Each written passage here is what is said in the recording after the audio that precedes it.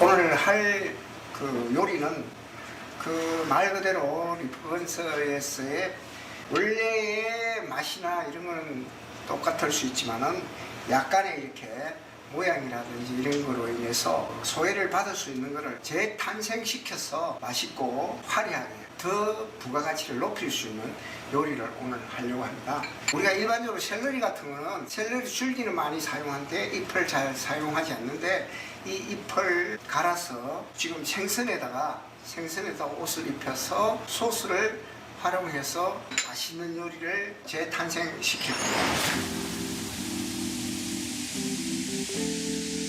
그래서 지금 제가 생선도 조금 이제 그 한 부위 좀 뼈가 있고 이런 부위를 그 원 스테이크로 이렇게 쓰지 못하고 이럴 때 제가 이제 요거를 활용을 했고, 먼저 뼈 없는 부분을 잘라내갖고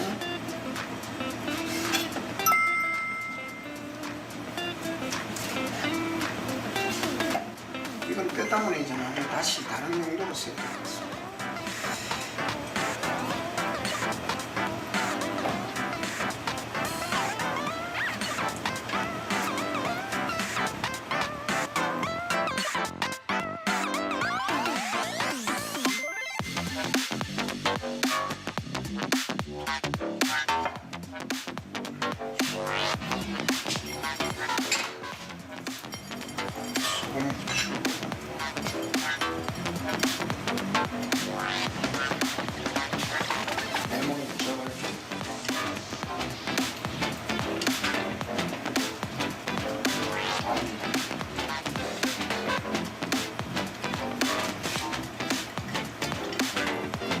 마늘,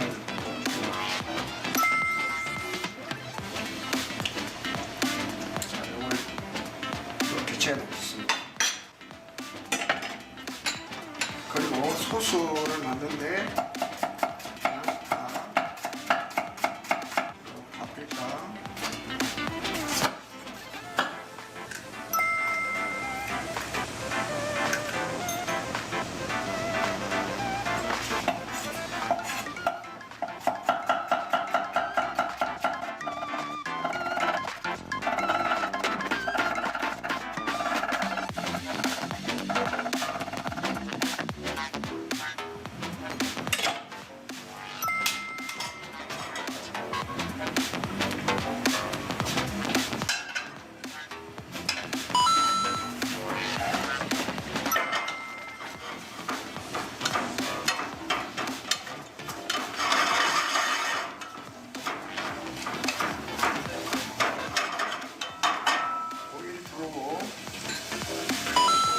밀가루를 하고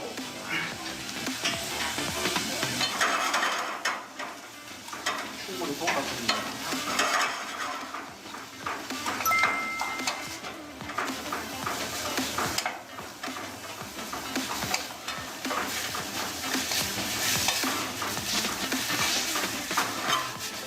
자, 와인을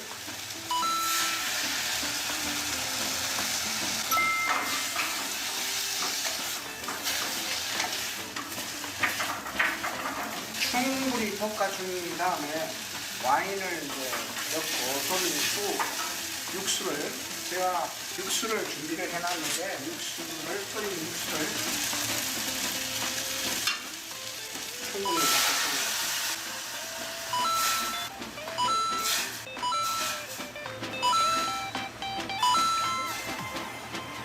여기서 하나의 팁을 드리자면, 이걸 소스가 부드럽게 되려면 이게 섬유질이 완전히 뭉그러질 때까지 잘 익혀야만이 나중에 갈았을 때도 부드럽고 입자가 안 생기지.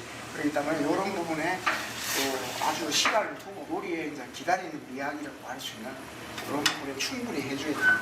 육수를 채워가면서 아주 완전히 익을 때까지 끓이는 게 중요합니다. 뭉그러질 때까지.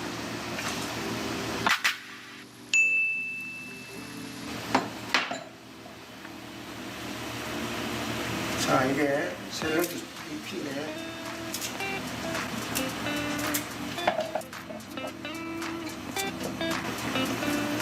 술을 약간 넣고 물을 넣겠습니다.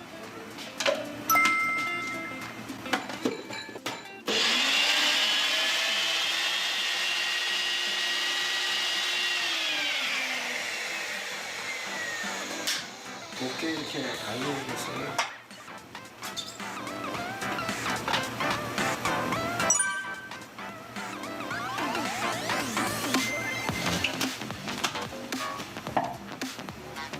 자, 여기 있는 전분을 넣겠습니다.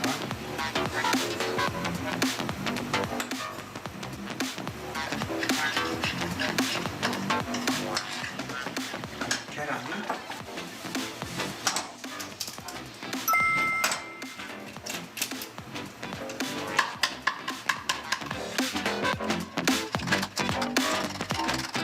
뒷옷에도 간이 약간 돼야 되기 때문에 약간의 소금을 넣고 간을 하겠습니다.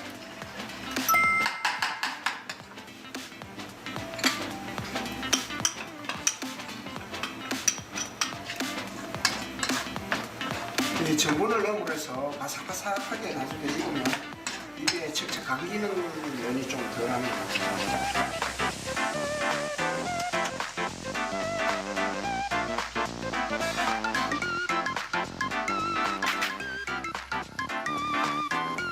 자, 1시간에 다 되는 소스가 지금 이렇게 다 졸아졌습니다. 보이죠? 그래서 이걸 이제 믹서기에 갈 겁니다. 뜨거운 걸 바로 갈면 좀 과하니까 제가 이 담아갖고 식히고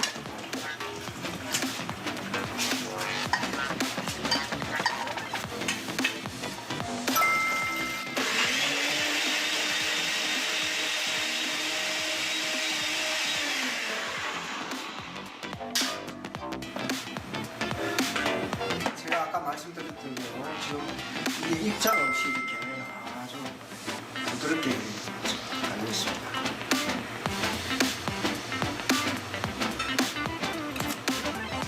어우, 맛있습니다. 이렇게 지금 다시 이제 소스를 끓이고 제가 이제 이 생선을 넣겠습니다. 오이를 좀 넉넉하게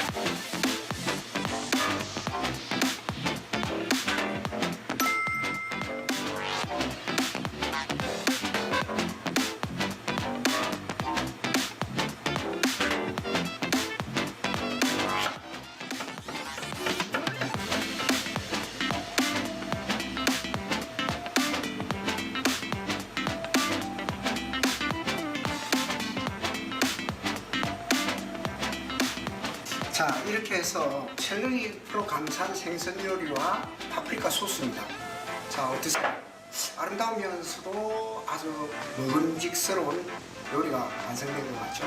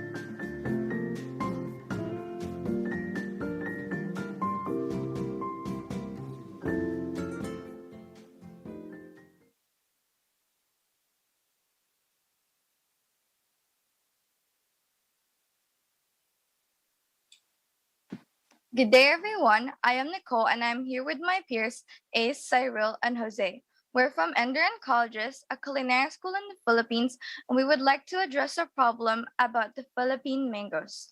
We'd love to recommend a method called spray drying. But before we move forward, I'd like to talk about the legend of the mangoes. One day, a boy who was very loving and kind hearted was on his way back home from chopping wood in the forest. He was approached by an old starving man wearing tattered clothes who was asking for food, looking for compassion. As the son was very kind, he invited the old beggar to join him in his home. There, he cooked a warm and sumptuous meal served to the beggar to indulge and enjoy. To the starving man's delight, he was cooked for, fed, and clothed. As the days went by, the son fell seriously ill. His parents persevered to get him well, but to no avail. The parents tried their best, but the condition of their son kept becoming worse. Unfortunately for the family, the son passed away. At the wake of their son's burial, a fairy appeared to the parents and asked them if she could take their son's heart. With amusement and awe, the parents agreed. The fairy took their son's heart, brought it deep within the forest the son would labor in, and buried it amongst the large trees. The father continued to visit the forest to chop and collect wood for their home. After a few years, a large tree with deep green leaves emerged. During the summer, this tree would bear a heart shaped fruit with a golden complexion. To his surprise, the father grew curious, picked the fruits, and brought it home to his wife. They peeled the skin and tasted its juicy and sweet flesh. Every year since then, the Greek provided them with a bounty of fruit that they propagated throughout the land. This folk tale is shared to us Filipinos in our youth. Although fictional, the legend narrates the story of an individual whose kind and loving demeanor embodies the spirit of Filipino. We are also taught that in our youth that the Philippine mango is dubbed as the national fruit. With its golden complexion and a heart-like shape, it is symbolizes the heart of the Filipino, a heart that is warm, kind, and hospitable. As the story concludes, the mango is then abundant across the Philippine Islands. During the warm season, mangoes are often present in all celebrations, festivities, and meals, turning it into a cornerstone of Filipino cuisine and culture. Moving on with the abstract, the mango is a fruit that grows in tropical countries around the world. Different species of mango grow in Southeast Asia, Africa, and Central and South America. Due to its varying origins, mangoes come in all shades and sizes. Some are big, some are small, some are red, some are green. But what makes the Filipino mango different is its remarkable flavor and appearance. Many individuals have testified that the Philippine mango is, and if not, one of the sweetest and most favorable species in the world. In the Philippines, we have many kinds of mangoes. We have what we call the Carabao mango, the Pico mango, and the Indian mango, among many others. With many types and kinds of mango, it is undeniable that we have an abundant and rich supply, enough to share with the rest of the world. However, there exists a deterrent that obstructs us from being able to optimize the production and distribution of the Philippine mango abroad.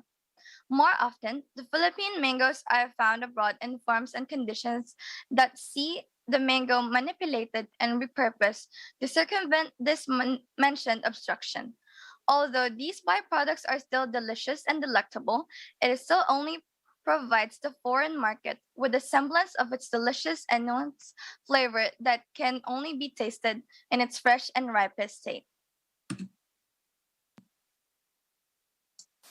Now, this is the problem. So, as an example of the roadblocks that exist in the production and trading of Philippine mangoes, US government prohibits traders from bringing in mangoes that come from many parts of the Philippines. This regulation stemmed from a plague that continues to affect the mango industry in one of the country's biggest islands, Palawan. Unfortunately, the island is plagued with an infestation of weevils and fruit flies that burrow into the heart of the fruit. Although many of the country's mango producers have already cleared themselves from this infestation through the implementation of treatments and processes, it still does not sway the US government's decision of accepting the products in its fresh state. In 2014, a study by the Animal and Plant Health Inspection Service and the United States Department of Agriculture, they conducted a research and survey to lobby for the revision of the above mentioned prohibition. Despite the positive outputs documented by the agency, it did not put a dent on the current standing of the regulation. It is mentioned in the study that the objection may have had some political intent by protecting the US mango production and trading industry. Another objection stemmed from the government's withstanding lack of confidence that the plague could be properly managed and prevented from penetrating US soil. In addition, the main objection that was deduced from the study was drawn from the fact that the supply coming from the Philippines was negligible to the quantities demanded by the US market. Although irradiation is a process that is now commonly implemented to address infestation, it still does not contribute to solving the issues that the Philippine mango trading industry is experiencing. With the established limitations on the global distribution of mangoes, we are presented with a problem that can only be addressed by optimizing the yield that is produced locally with the disparity between the abundant supply of mangoes versus the limited demand found in the country produced at hand. Many of these products come in the form of candies, juices, purees, pulps, and dried tranches. Despite these many applications, there still exist certain considerations that prevent the products from being optimized. Pasteurized juices, also referred to as nectars, only have a shelf life of 12 to 16 months, despite the addition of chemical preservatives and enhancers. Mango pulp or puree can only last for 12 months at the very most. Enhancers, in addition, the addition of chemicals and enhancers affect the flavor of the mango, creating a sour and at times medicine-like taste. Candies and dried tranches are consumed more as snacks, and although it can be incorporated into recipes as an additional ingredient, it does not provide the same experience that comes from fresh mango. So the proposal our group is putting forward is dehydration, specifically dehydration through spray drying to create mango powder. Drying fruit into powdered products is not a new concept, but the introduction of the spray drying technology will hopefully allow the Philippines to export its bounty of fruit affordably and without the loss of quality. There are many ways one can dry fruit. The technique has been tightly developed since the beginning of agriculture, and currently there are more than a handful of options available for industrial use. However, we have chosen the spray drying method because among these options, according to a study by Apter et al., spray drying maintains the most quality in taste, nutrition, and appearance amongst the studied options. Spray drying, because it is such a rapid process, preserves many of the properties of its beginning liquids, properties that the Philippine mango is known for, such as sweetness and nutrition. Furthermore, the process is relatively simple, but can be applied to a large scale to accommodate for our plentiful harvests. Its simplicity also means that cost effectiveness in terms of energy, time, and manpower. This diagram may seem complicated, but the process is actually fairly simple and direct. Fruit juices are, after all, solutions of fibers, vitamins, and sugar, and other compounds in a solvent of water. In the following slides, I will explain the typical spray drying process in the context of the mango. Well, first, the fruit has to be processed. Maceration is a process that extracts the pulp, sugars, and water from the fruits, properties that we want to highlight in the Philippine mango, and as well as breaks down the process to be able to be further turned into the powdered form. Methods of maceration include through water, sugar, salt, wood products, or in an industrial scale, enzymatic fermentation. This is not like regular fermentation where microbes are involved and change the flavor, but rather this process uses the enzymes already found within the fruit to break down the product. So once the juice has been extracted, the juice needs to be treated in order to maximize the yield of the spray drying process and the quality produced. Firstly, a process of centrifuging can be applied, where the artificial inertia of the machine can separate the fibers and the pulp from the pure extract of the mango powder. In addition, the liquid may need to be pre-concentrated, as spray drying is a dehydration process whose efficiency can be increased by less initial water. Lastly, drying needs to be conducted on the liquid. So fruit juice is inherently sticky because of its high sugar and citric acid content, which give it a tendency to cake and stick to the machinery and the walls of the barrel. Addition of having heavying agents such as gum arabic and maltodextrin reduces the viscosity of the liquid and vastly increases the quality of the final product without much loss. Then the processed liquid is then converted to an array of miniature droplets spread in the air in a process called atomization. Atomization increases the surface area of the liquid, allowing the hot air to more easily evaporate the existing water. The atomization process is done through nozzles, and nozzles come in varying designs, with rotary nozzles being more efficient, but pressure nozzles being much more commonplace and cheaper to implement for spray drying machines. A jet of hot air is released concurrently in the same direction with the particles. The air temperature is high due to the air heater, and high temperature up to 200 degrees Celsius can vastly improve the product quality due to a more rapid displacement of the water from the product. Furthermore, more advanced spray drying designs utilize efficient airflow within the chamber to maximize the dehydration process. Finally, a filtration system needs to be in place. Because the final product is a fine mango powder, it tends to float or fly around in the chamber. Spray drying machines utilize cyclone devices to filter out the mango powder. The device is also used in air filtration. The cyclone uses the inertia to bring the air up and bring the product down into a collecting chamber as to not waste, and the process is not dissimilar to the process of using a centrifuge. So, because of the rapidness and simplicity of the process, spray drying has very little effect on the final product's quality. As such, you can commonly find this industrial processing for heat or quality sensitive products. The process has a precedent of being used for mangoes, as well as other fruits such as berries, tree fruits, and melons, because they may degrade in quality in a prolonged dehydration process. Furthermore, spray drying is one of the methods used to dehydrate milk products due to the volatility of dairy, creating skim milk or formula powder. Lastly, the spray drying process is also used in the pharmaceutical industry, as dehydration does not affect heat sensitive chemicals for drug production. So, among the applications of powdered mango are reconstitution back into beverages like juices or shakes. They may also be used in pastry applications in the kitchen, and they are also used in savory cooking. Sarah will explain this more in the following slides. So, now what are the benefits of powdered mango form?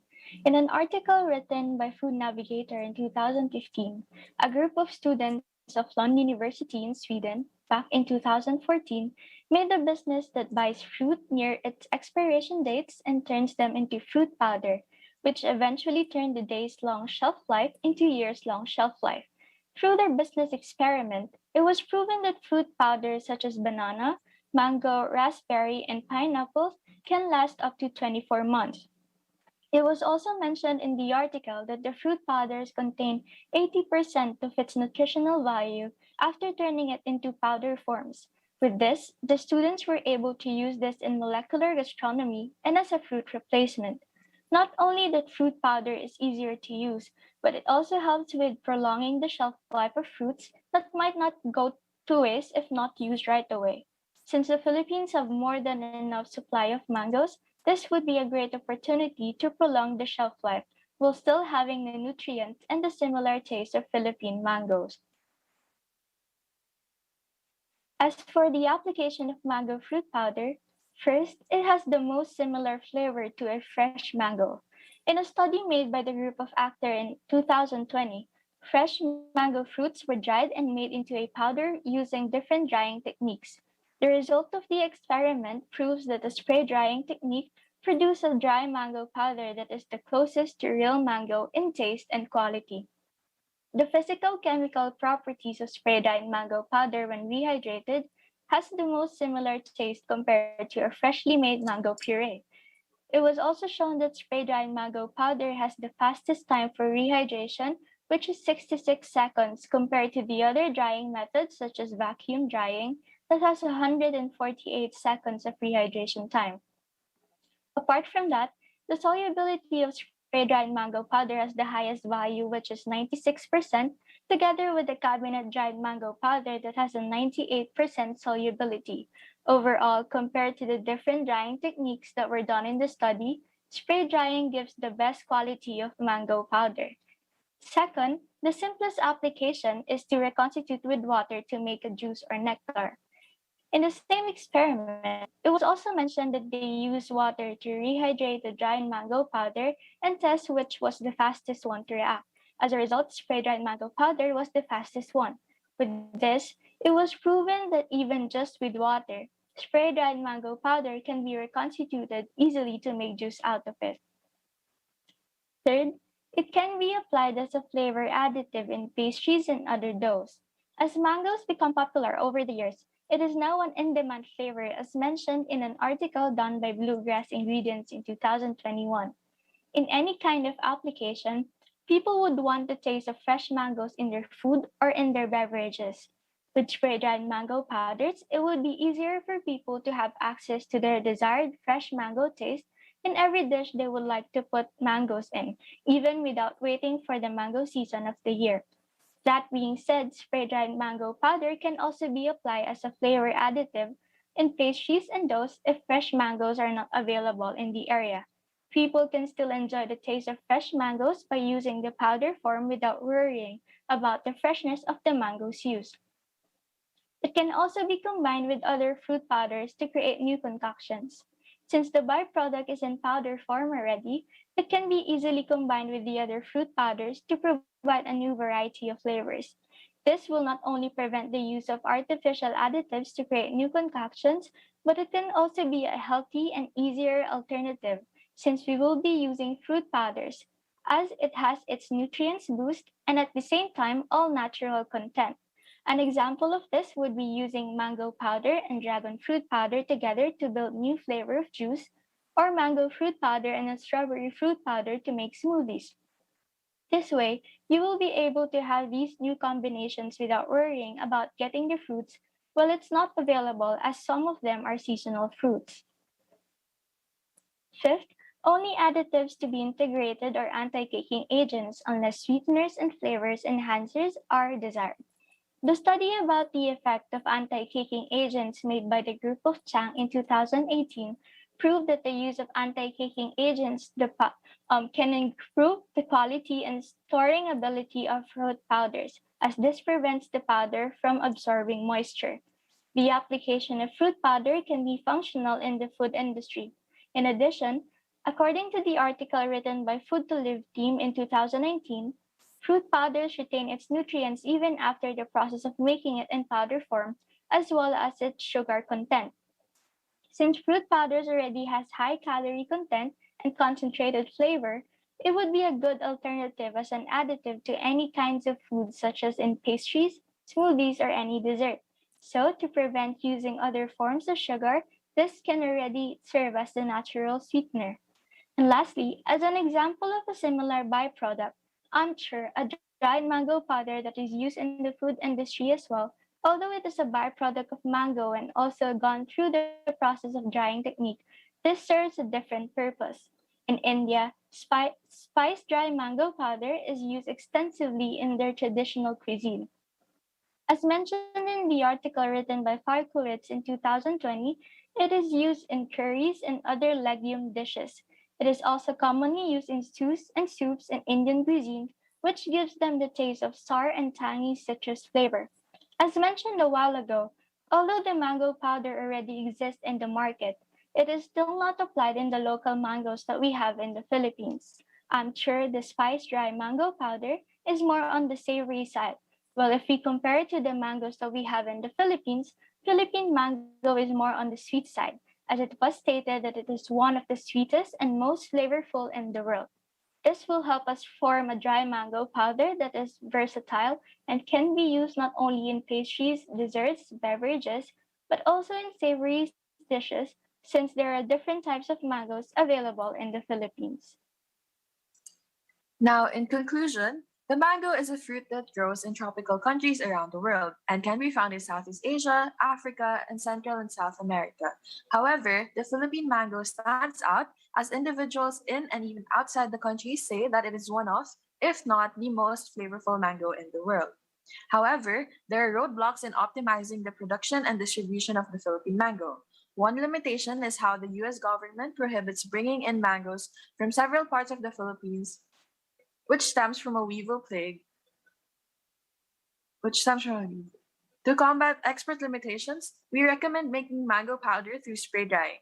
Spray drying is a rapid process that is commonly used in the food industry. It has been proven that spray dried fruit powders have the closest flavor to the actual fruit. Spray drying the fruit will also reduce the need for additives, only needing anti-caking agents. Lastly, spray dried mango powder will have multiple applications and it is highly versatile, as it can be used for both savory and sweet dishes and even for beverages. That is all for our presentation. Thank you so much for listening.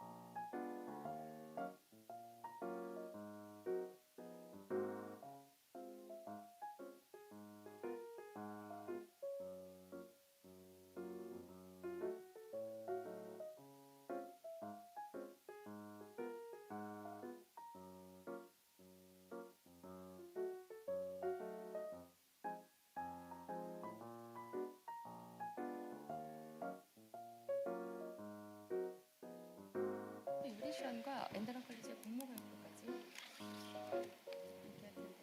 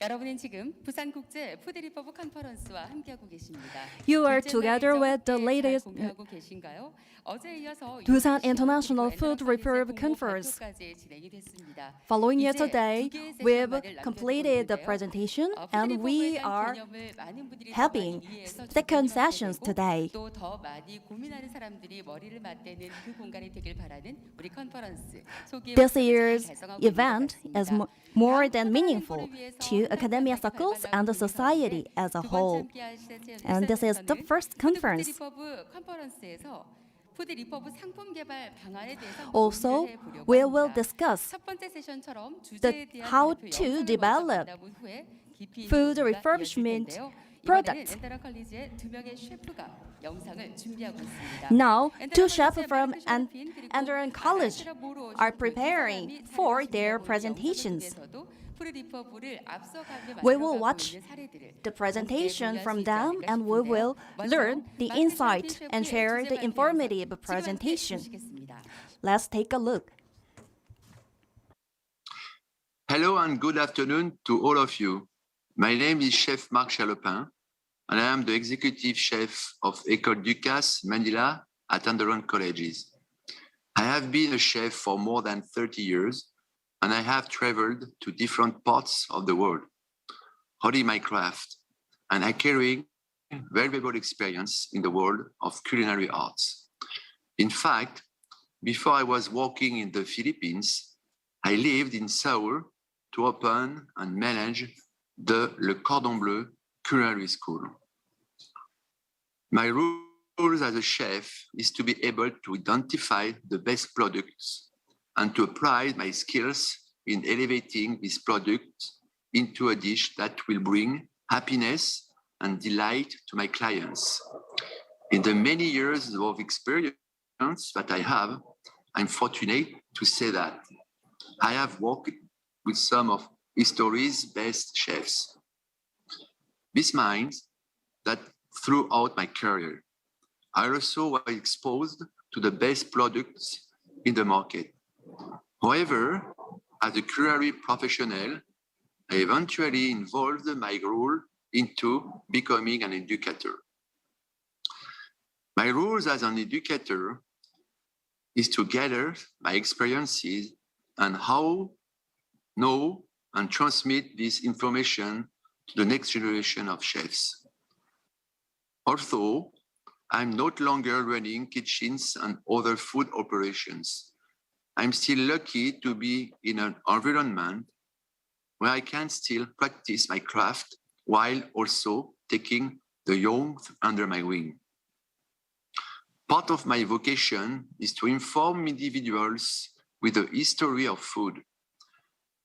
Unfortunately, given that food has become a commodity, it is often taken for granted at this day and age, despite the technology and innovation that exist. A problem that has yet to be solved is the problem of food waste. It is believed that many countries produce an oversupply of food products. However, a significant portion of the world is still starving. In many developed countries, where food is being produced and manufactured in a large quantities, why is it that there still is a huge amount of it that is put to waste? The answer to this question will be addressed later. What is food refurbishment? To start, let us define what food refurbishment means. Based on the Oxford Dictionary, refurbishment is defined as the renovation and redecoration of something. In this case, what is refurbished is a food product. So now let's us tackle the reason being the refurbishment of food. In my personal understanding of this concept, food refurbishment means applying a particular procedure to an ingredient for whatever purpose to it serves. As it undergoes this procedure, its qualities and characteristics begin to change, transforming it into a byproduct that is close to being completely different from its original state. With the many technologies available to us today, there are many ways of refurbishing a food product. Having this availability allows us to maximize and extend the benefits and value of any crop. History of food refurbishment. It is often mentioned that food that is fresh is best. However, having access to fresh food was not as much as a luxury as it currently is. In many centuries ago, the human civilization applied many discoveries and innovations that helped pave the way for food trade. Cooking techniques such as curing, pickling, smoking, fermentation, and confit were discovered out of necessity in the time when refrigeration did not exist. Humans had to find resources that would allow them to extend the shelf life of their food, especially in countries with 4 seasons. The accessibility and availability of food was limited. It was with this problem that humanity was forced to think of alternatives. By applying the above-mentioned procedures to food, not only were individuals able to fill their pantries with a selection of food items, they were also able to bring these food items in their travels as trade and commerce emerged. Humanity benefited from the preservation methods that were applied to food. A trading market for food eventually was generated and contributed to the economy.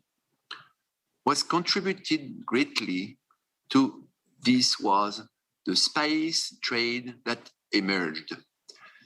The discovery of salt, sugar, and spices proved to be a vital cog in the initial formation of the globalization of food. Up until today, we are still fortunate to benefit from this innovation that have stood against the best test of time. In fact, most food that undergo these antiquated processes have now become items that are associated with luxury and fine taste. When taking a look at global cuisine, items like almonds and embutidos from Spain, the charcuterie, pâté, and rillettes from France, the sausages and sauerkraut from Germany, and even your local kimchi have all become food items that are considered to be delicacies in different parts of the world. And in essence, all these items were produced out of the necessity to preserve the supply that was available. As we move forward in history, it is worth quickly mentioning a catastrophic incident that reshaped the food industry as we knew it. In the 1940s, most of Europe was left devastated by the World War II. Industries were disrupted, infrastructure was destroyed, and farmlands were turned into battlefields.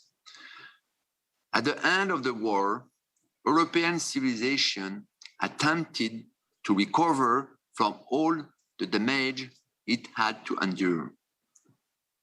In France, most of the agricultural produce that could be purchased was only available to individuals from their local merchants. Farmers used their lands to grow and harvest food produce that the merchants would buy and eventually sell to the local market. As most of France was devastated from the war, traveling across different cities was a challenge. This obligated the local towns to depend on what was available within their area. Because of this circumstance, it's motivated the local seller to dictate the prices of their goods. This meant that they would charge the market higher prices since they had control over the supply. As this unfortunate case preserved, it gave birth to an idea thrown by a former Catholic priest. Edouard Leclerc originated in the northwest coast of France. After going through the hardship of war and then having to go through the almost unfair effect of inflation, he recognized an opportunity that changed the way food was going to be produced and distributed. With increasing prices that retailers were imposing on the market, he decided to create a business that provide the market with food products on affordable prices throughout longer duration of time. He set up a small convenience store where he sold many canned and bottled products at wholesale price. Because of the processing of the produce, he was able to solve the problem that many sellers had to face with regards to fighting against the spoilage of fresh products. Working with processed goods allowed him more flexibility with regards to managing the profitability of his business. Furthermore, he was able to manage his cost, which consequently allowed him to sell at reasonable prices. With this innovation, he was able to gain the interest and favor of the local market. His business model became very popular and in fact was very quick to scale. He managed to develop multiple convenience stores within his vicinity, which led to the growth of the supermarket concept. Eventually, because of his success, the merchants and sellers that originally monopolized and took advantage of the market attempted to stop him at his tracks. They all rallied against his business by dropping all the prices of their goods to compete against him. And the event went as far as forcefully demanding the suppliers to stop servicing Leclerc's business. Eventually, Leclerc approached the legislation to review the situation and to address the problem at hand. Fortunately, the government passed a bill that established fixed prices for common goods. With this law in place, it allowed Leclerc to continue to propagate his business into becoming what is now known as one of the biggest retail empires in the world. Currently, Leclerc's company owns hundreds of retail stores that cover food and beverage, gasoline, jewelry, and many others. What is a trend in food culture? So, what is the importance of the story of Edouard Leclerc and his empire, and how does this affect the concept of food refurbishment? The birth of his empire began by using refurbished food products to provide the market with affordable and long-standing food alternatives. By using food refurbished products, he was able to solve an essential problem that the French society had been battling against for a significant amount of time. The success of his business model allowed him to build what is now a Goliath of an industry, which is a supermarket industry. Ironically, what started as a business that utilized food refurbishment to start a living and address a problem. The tables have now turned. In recent decades, the supermarket industry has been the root cause of the generation of tons and tons of food waste. As the supermarkets grow in popularity, the more power they acquire in the food production industry. They began to create standards and regulations that force food producers and farmers to comply with. Given the incredible volumes being purchased by the supermarket industry, those that belong in the supply chain have grown tremendously dependent on the demands of the supermarkets. Supermarkets began dictating to food producers about how fruits and vegetables had to look. They determined the desired size, shape, and appearance, and enforced strict policies on their suppliers. With the supermarket being the hub of the food industry, they controlled mostly everything, given the fact that producers had to comply with the requirements of their clientele. They were then forced to implement new innovations that would enhance the qualities of their respective products. Producers started integrating the use of pesticides, enhancers, hormones, and the like to ensure that they can optimize the yield produced by their crops. As the food is manipulated in its rawest form, it is arguable whether the birth of industrialized farming has served more as a benefit or an issue.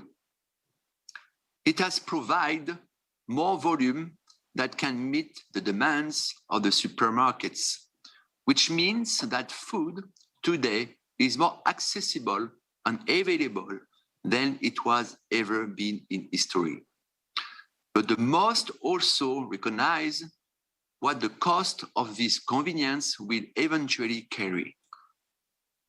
Furthermore, despite the many attempts made by the producers in improving their yield, it is still inevitable to ensure that all products harvested are 100% compliant to the standards set by the consumers. As it goes with most standardized producers, it is inevitable that a certain amount of the batch would be rejected. This means that in large volumes of products that are harvested, a substantial quantity is rejected and turned to waste. Another perspective that can be derived from this phenomenon has been the collective perception of what is to be desired in a food product. Because of heavy influence supermarkets have played throughout decades of control, most consumers have a preconceived perception that food products have to look a certain way. There exists a stigma within the market that prefers good-looking fruits and vegetables over ugly, deformed and irregular-looking products, even if the product itself was grown in healthy conditions and free of any infestations. Most consumers would still select a product of the industrial forms over one that was produced by Mother Nature herself.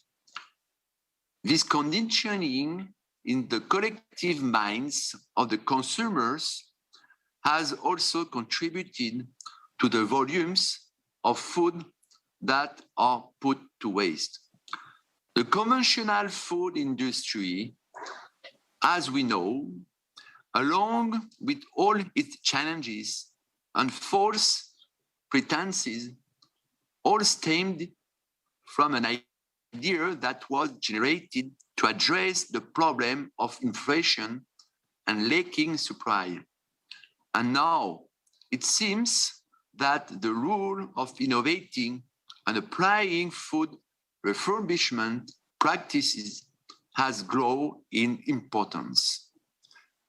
Although the current predicament still exists, in the last 2 decades, there have been an emerging movement that supports the drive of sustainability, practicality, and efficiency. People from many parts of the world are more aware of how the food industry has been operating since the middle of the last century. A demand for food products that are considered organic and sustainable have gained in popularity. Certain areas around the world are open to spending more on food with the comfort of knowing that the food they are taking is healthier and more nutritious for them. Individuals recognized and appreciated the value of knowing where their food comes from, how it's made, and who makes them. This change in mindset has allowed small businesses to advocate and promote the importance of sustainability. Reverting to the theme of this conference, food refurbishment is a perfect example of how one can optimize the resources that are made available to us. As mentioned previously, food refurbishment is applying innovation and the technology that we discover in addressing the problem that each generation must face. Initially, we used it to preserve our supply of food. It then was used to provide the market with a more affordable and practical option. And now we are looking at it as a solution to solve the excess supply that our industries are pumping out. As the world continues to come across new problems along the way, we can look to food refurbishment to aid us in facing and eradicating them. In conclusion, we must always re-evaluate the situation we are currently in. We must assess the points in our lives and societies that require change and improvement. In this new age of technology, we must find ways to maximize the knowledge, tools, and resources in order to set a better world for ourselves and the generations to come. All that we create during our time does not belong to us. We owe it to the world and the generation that will come after us. Let us not leave a legacy of excessiveness and wastefulness. Rather, we should build a society of humility, preservation, and mindfulness. Comment Somila? 네, 묵직한 마지막 메시지가 오래오래 The last 가슴에 message 남을 것 같습니다. reminded 여러분 us 어떻게 of 들으셨습니까? the importance of food 푸드리포가 refurbishment. 단지 또 Food 하나의 refurbishment 음식 재료들을 is 이용하는 not 과정이 only 아니라 the 정말 꼭 process 필요한 to 개념에 distribute 대한 our 제일 food, 전작이라는 but 거. this 우리가 is 사실 the 개념을 new 좀 concept 알게 써야 and new 되는데 이해한 politics. 실수들이 많았다는 걸 느끼기도 했고요. 그리고 We've 앞으로도 found 어떤 out 방향으로 that 나아가야 될지 our 쉽게 잘 설명을 해주신 영상이었던 것 같습니다. mistakes. 이어서 라이티아 모로 셰프님의 Now, 영상 바로 만나보시겠습니다. We are watching the new video presentation by Leticia Moro. Hello, everybody, and welcome to my keynote talk about Bean to Bar, the pursuit of the best products and fair trade. So today we will talk about a really interesting subject, the chocolates. So you will ask me why I choose this subject, and particularly the sourcing of the chocolates. It's because since I'm a kid, I really love chocolates. And when I arrived from France to the Philippines, I discovered that in almost every garden here, you can find a cocoa tree. So I get really more and more interested about the chocolates and about how do we grow chocolates, how do we source the cocoa pods, and all of that. So today my talk will be about 3 points. The first one, the actual chocolate industry. So it will be about the offer, okay, and the demand in terms of chocolate. Is it increasing? Is it like a good industry? Or maybe like it's a dying industry? So we will see all of that together. And in this actual chocolate industry situation, we will talk about the problem that the industry is facing. The second point is about chocolate 101. How do we make chocolates? How do we extract chocolate from the cocoa pods? The third point is bean to bar or 3 to bar. What are the difference between these two concepts and which one is the best? But first, let me introduce myself. I'm Chef Leticia Moreau. Everybody call me Chef Leti. I'm the executive pastry chef at Underrun Colleges, École du Casse Manila. And I'm here in the Philippines to make sure that the pastry program here in Underrun are good and are using good ingredients, good recipe. And I'm the one who is applying the recipe from France, from Ducasse, France, here in the Philippines. So before coming here in the Philippines, I travel almost all around the world. I moved to the USA. I worked in France, where I come from. And yes, I travel a lot because my job is really my passion. And I really love to discover new things and to teach to new students how to make delicious pastries. Today, here is our discussion points. First, you will be able, I hope, after this talk, to talk about to talk and understand the actual chocolate industry. After, I want you to assimilate the bean to bar trendy, because it's a super trendy concept, to be able to differentiate advantage and disadvantage in the bean to bar ideology, and to recognize difference between bean to bar and tree to bar. Okay, what is the current chocolate industry situation? So first, let's talk about the most important, right? The supply and the demand. So in terms of supply, the global market is growing. The big players in the industry are going global by building new factories. Like Barry Callebaut. Barry Callebaut is one of the most biggest chocolate maker in the world. And now they are making factories in India, for example, or in China. So that means the supply will be bigger soon because people are putting more money to build more big factories. And a part of this big player in this industry, we have the small players, the small producers, who are little by little growing up and getting bigger. Okay, these small producers are multiplying and becoming powerful in the chocolate industry. Now let's talk about demand. People, do they still want to eat chocolate or not? So the global chocolate market is expected to reach a total market size of 182 billion by 2025.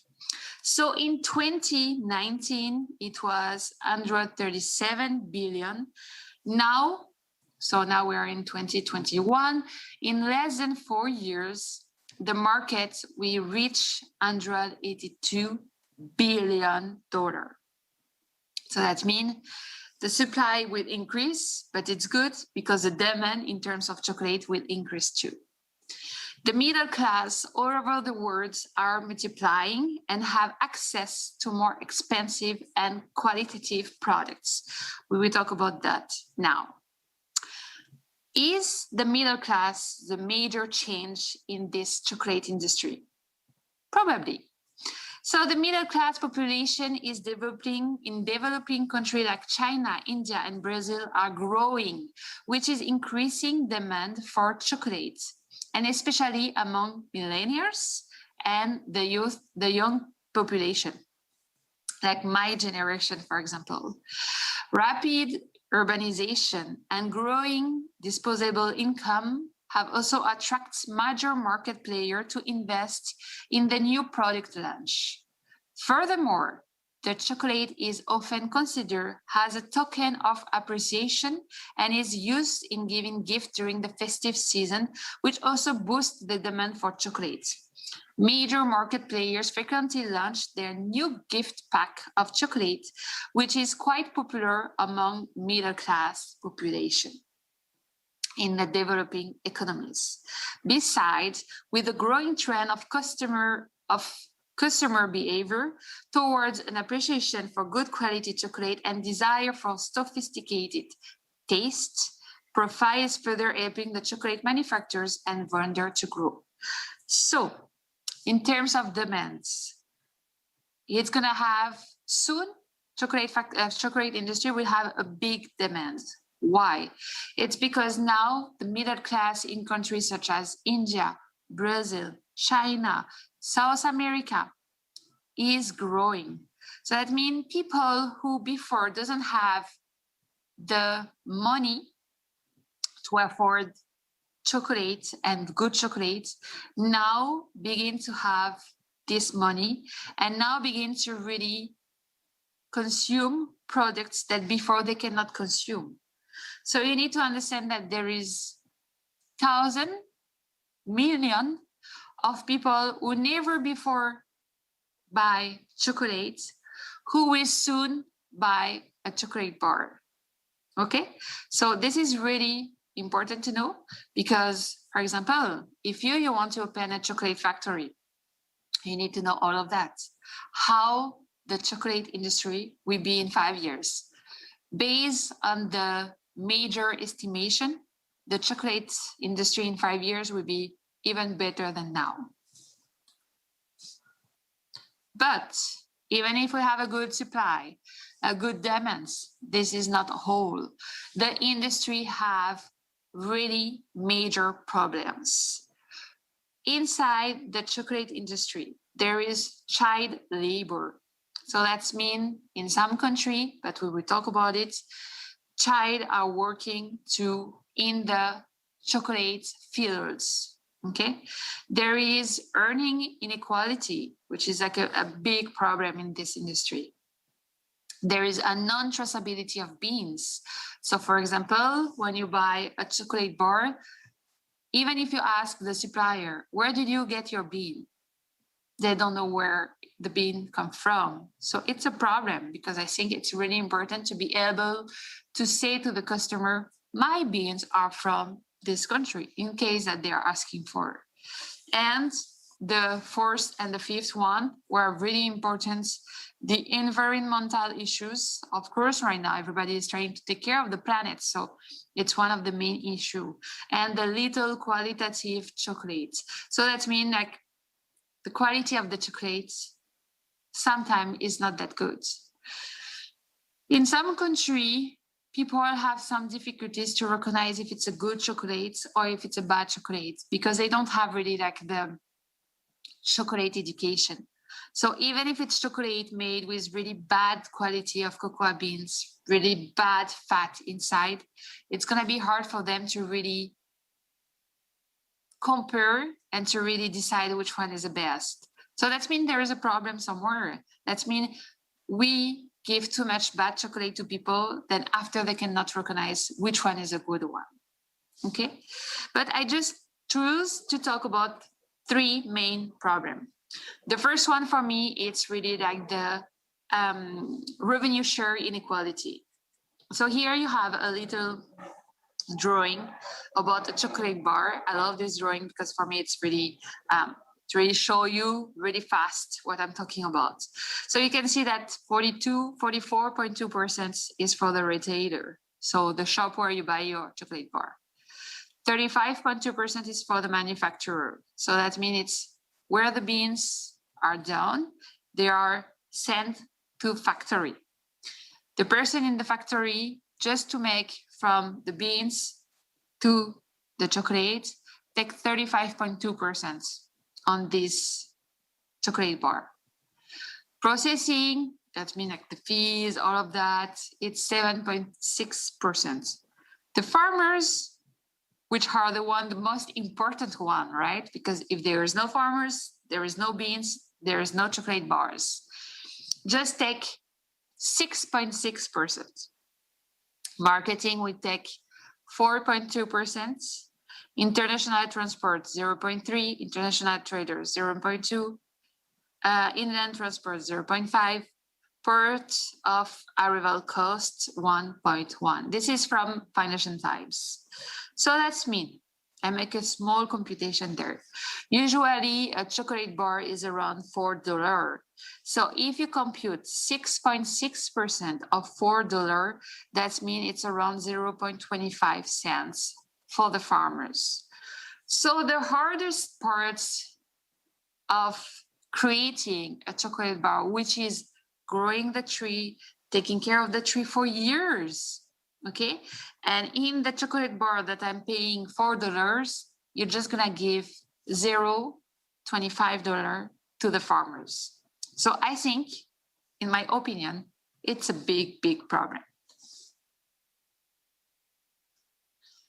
Here is my second biggest problem for me. It's the child labor. In Western Africa, cocoa is comorbidity crop grown primarily for export. So that's mean in Africa, there's not a lot of people who are consuming chocolates. So all the chocolate is sending over in other country to be consumed, to be made and consumed in other country. You need to understand that 60% of the ivory coast is a part in Africa. Export revenue comes from its cocoa. So that means if they earn $100 million, $60 million from their export revenue is from cocoa. Okay, so it's huge.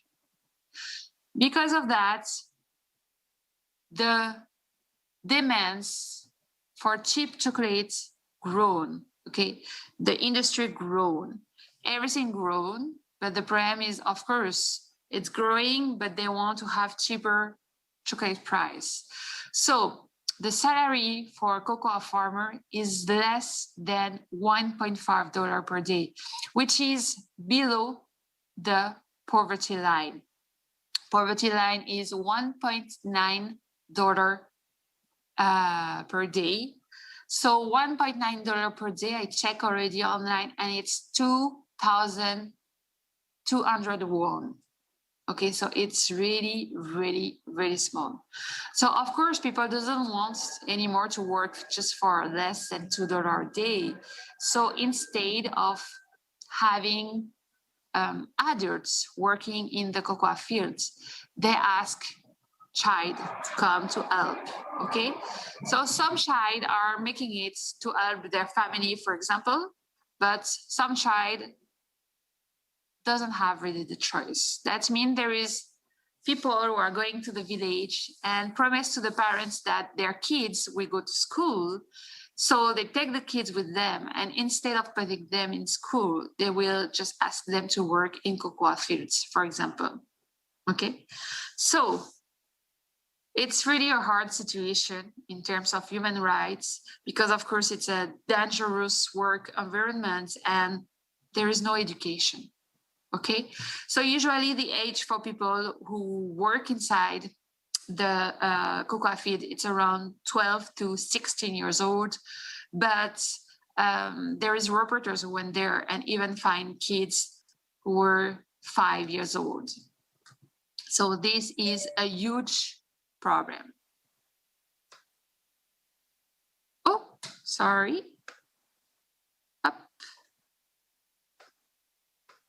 Sorry, I had a little problem. We go back here. Now, my third point is the environmental impact. So the cocoa deforestation. So cocoa farmers usually clear tropical forests to plant new cocoa tree rather than using the same land. That practice has spawned massive deforestation in West Africa, particularly in Ivory Coast. I explained you already where is Ivory Coast. It's in Africa. Okay, it's one coast of Africa where there is a lot of cocoa tree because it's close to the equator line. Experts estimate that 70% of the country's illegal deforestation is related to cocoa farming. So people, instead of removing all the whole cocoa tree and plant new one, what they make, they just leave the whole cocoa tree when it's not good anymore, and they just remove tree from somewhere else to plant new cocoa tree. And it made like a lot of problem because there is a lot of fields with whole cocoa tree that no one is taking care of because it's not good anymore. And it's like really, really bad. And there is like a lot of place where you used to have a lot of different kind of tree, a lot of different kind of animals who are going to be destroyed just to plant new cocoa tree. So because of that, there is a lot of problem with the monkey in some region of Africa and even with the elephant, because they are destroying the tree where the elephant used to eat, okay, where the monkey used to hide, and now they're just removing everything to protect short cocoa tree. So of course the animal cannot survive anymore in this kind of environment. So industry problem will have an impact because it will change the customer behavior. That's mean if people are more and more aware about the problem that the industry is facing, the fact that for the ecology is really a disaster, about the human right, it's not that good, about the fact that there is so much inequality in terms of revenue sharing. What people will make, they will feel like, okay, I can buy and I can support another kind of industry. So now I will talk about something a little bit different, which is how do we make the chocolates? Because for you to understand what is the new trend of bean to bar or tree to bar, you need to understand how we make chocolates. So I will explain you how we make chocolate from cocoa beans. So first I will give you a quick history background. So the earliest evidence of the use of the cocoa beans is in Latin America between 1010 to 1400 BC. They were probably used by the Mayans and the Aztec to make a fermented beverage, and sometimes later to make another kind of chocolate drink. The Mayan and the Aztec used cocoa beans as currency. In particular, paying tax and buying slaves were paid for the cocoa beans.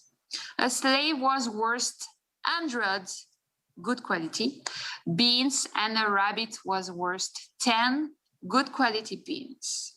For Europeans, the history of chocolate began in 1502 with Christopher Columbus.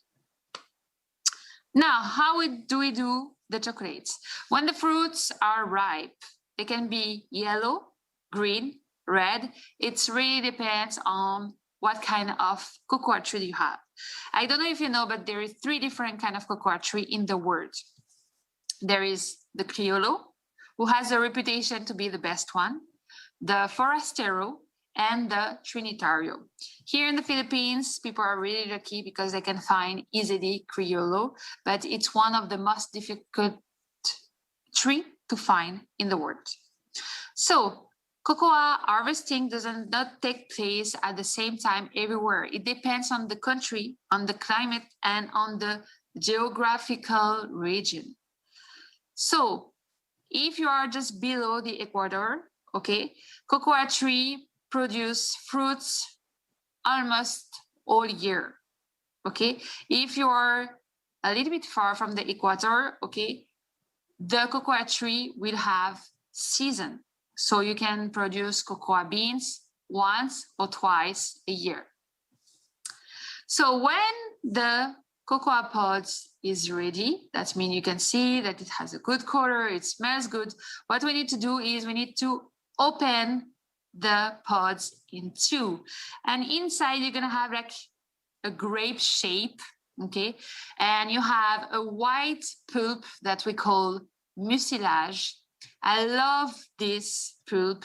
It's really hard to taste because you really need to be on the field to really taste it, okay? But it's like, it's a mix between super fresh chocolate flavor.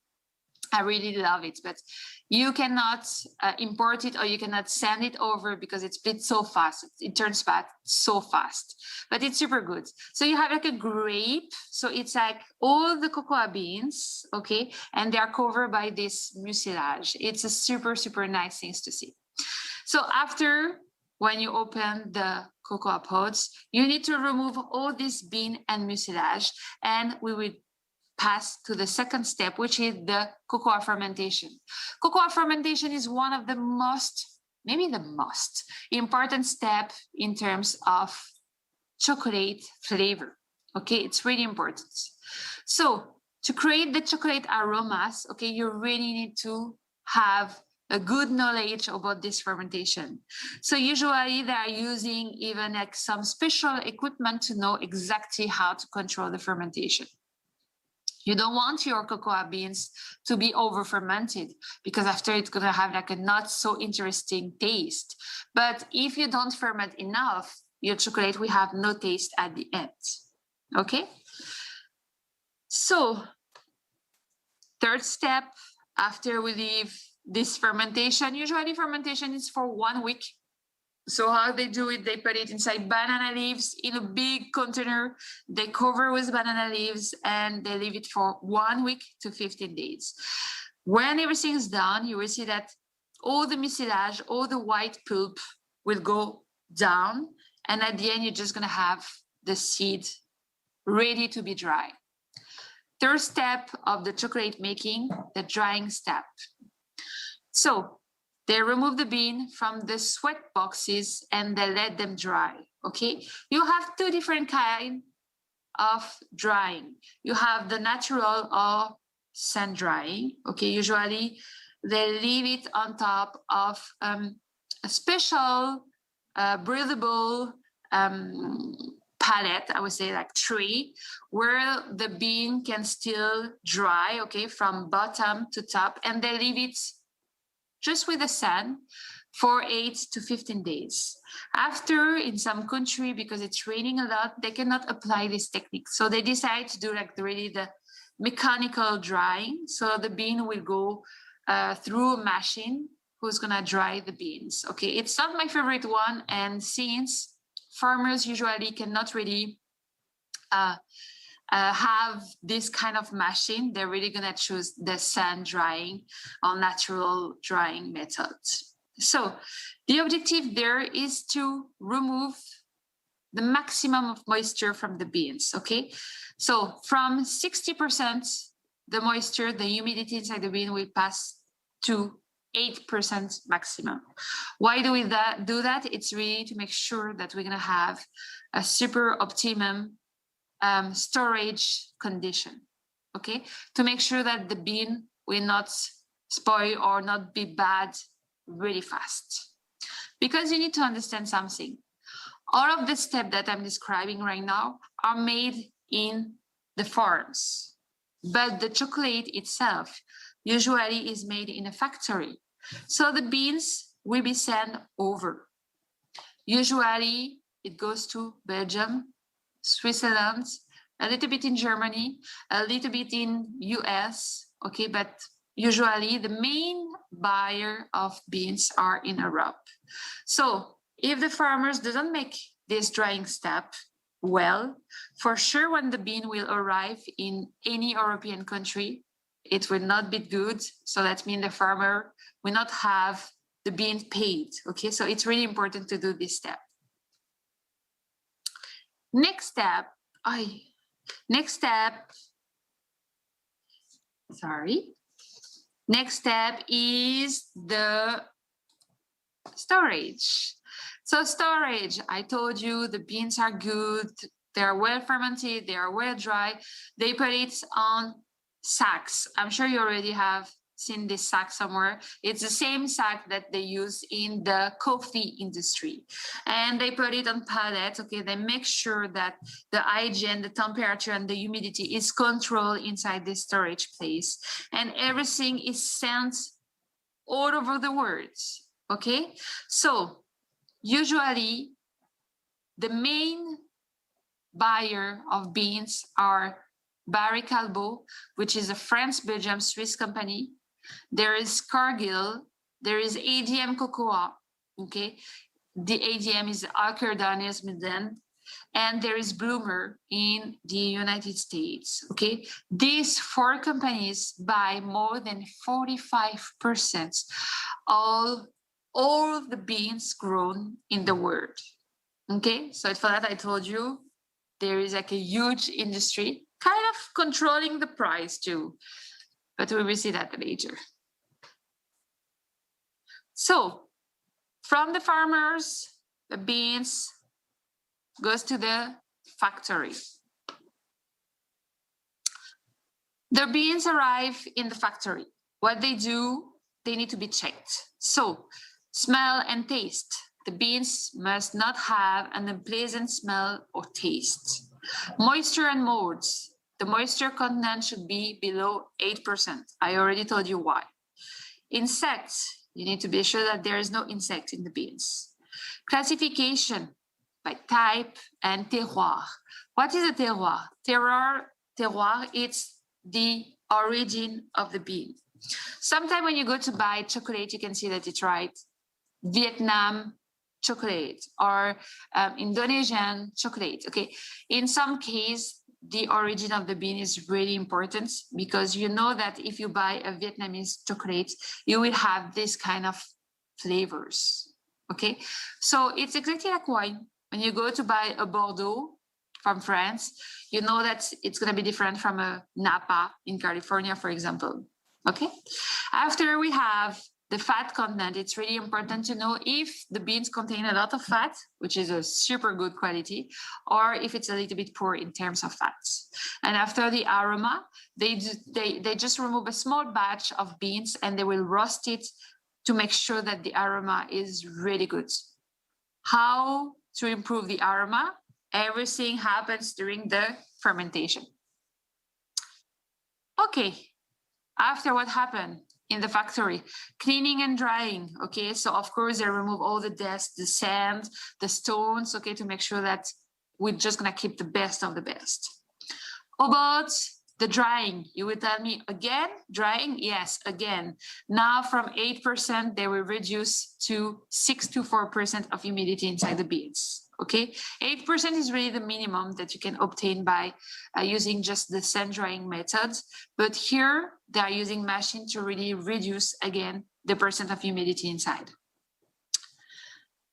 Why do we do that? It's because after we're gonna crack the beans. If you have too much humidity inside the beans, it's gonna be hard for you to crack the beans properly.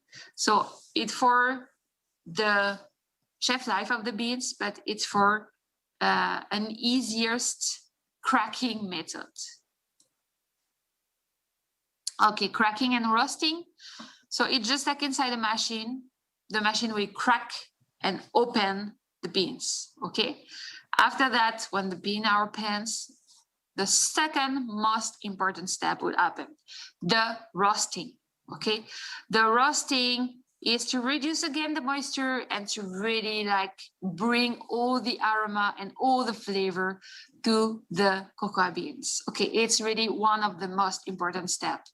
So that means usually each chocolate maker have their own recipe, their own technique, okay? Their own way of roasting. It's like a secret in the company.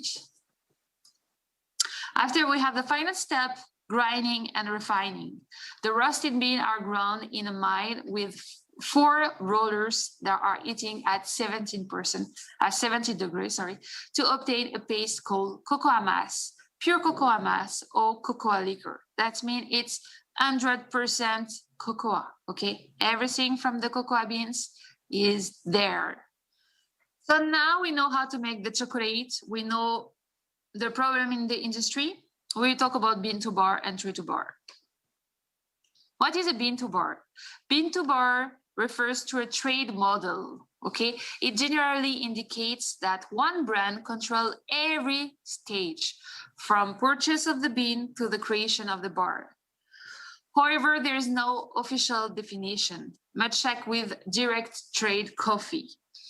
And so the market can explore it in very different ways, okay? So there's not a legal definition, but usually we say that when a company is handling every step from buying the beans to selling the the chocolate bars, that means it's a bean to bar. The second trade model that I really, really love is the tree to bar, okay? So that means it's not even 0.01% of the total world chocolates. Okay, so that means it's really like a low percentage of chocolate bar in the world. So that means it's kind of difficult to find tree to bar, but if you look for it, you will find it.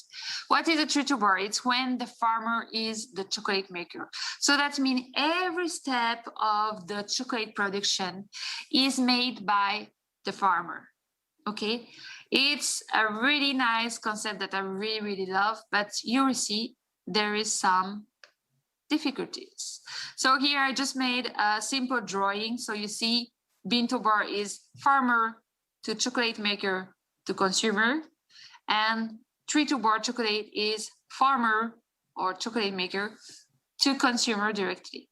Okay, like this, there is no one between the farmer and the consumer.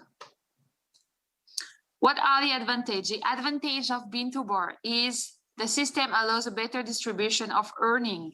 Farmers are more considered because they are in direct contact and privilege with the chocolate makers. That means the chocolate makers kind of take care of the farmers, okay? In addition, the diversity of beans, terroir, fermentation can bring a mixture and a new alchemy to a brand. Now, what are the advantages of tree-to-board? It's really beneficial in different levels. The first one, it's because in terms of quality products, okay, of course, who better than the farmer know the cocoa beans made by the farmer, okay? So for sure, you're gonna have a nice product because the cocoa farmer is really the one who's gonna make the chocolates. There is also another kind of advantage. It's really in terms of community, because the farmer really gonna take care of the community, really gonna employ different people, okay? Really gonna make sure that everybody's using good practice, okay? To really gonna have a good impact on the environment and on their community. This means that a farmer who is making the chocolate from his cocoa beans will have a bigger investments, not financial, but bigger investment in terms of community and in terms of ecology.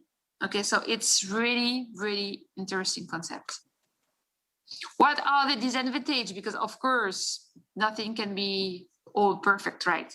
So the bean to bar, the chocolate maker still has almost no control over the cultivation, fermentation, and production of the beans because they are not in the field. And it's difficult to have big quantity of beans. Okay, so they need to take beans from different farmers who can be difficult at a certain point. The disadvantage of tree-to-bar, it's only small batches because farmers usually cannot really have like a huge machine to produce like huge quantity of chocolates. And it's difficult to have good chocolate because some cocoa farmer doesn't have the knowledge to make a good chocolate bars. Growing a bean, it's a little different from making a chocolate bar. In conclusion, okay, we are already done. In conclusion, I think that it's important to answer to the problem that the chocolate industry have right now, okay? So for example, when you have a system that you don't like, you need to change it. And it's exactly what's happening with the customer. If they see that this system is not the one that they want, they will find a way to change it. So people are stopping to buy bad chocolates or really like big brand chocolate. And little by little, they move more to bean to bar or tree to bar. Even if 80% of them are buying it because they found that the taste is better, still then 20% are doing it for really like another kind of reason than just for the taste. They are doing it because they want to have a better system, a better economy, a better ecology. And I found this system really interesting. It's like, for example, before, no one was really using the cocoa nibs, okay? People was just throwing it away. They don't want to use it because no one would buy it. But now people are really looking for superfood products and they are buying a lot of these beans, of this shell, okay, these cocoa nibs. And because of that, we are not wasting anymore this shell of cocoa bean, right? So little by little things are moving, hopefully in the good way. And little by little, customers are more aware about all the conditions that before they never really pay attention to. So thank you very much again to invite me to this super nice talk. And again, I'm Chef Letty, and it was a pleasure to explain you everything about chocolate. 네, 두 분의 주제 발표 정말 잘 들었습니다. Well, but listen to the two presentation very well. This is just a start point. It is very meaningful listen to those kind of presentations for environment and a better industry. It was more than helpful, and I hope it will be more helpful and practical for the online viewers. Then we will invite the chair for the discussions. Welcome to Professor Jung Yoon-hwa. I will hand over my microphone. Also, thanks to the Enderon College's two professors, regardless of where they are, we can talk about what we needed to talk today. Based on these, we will think about how to develop the product based on food refurbishment.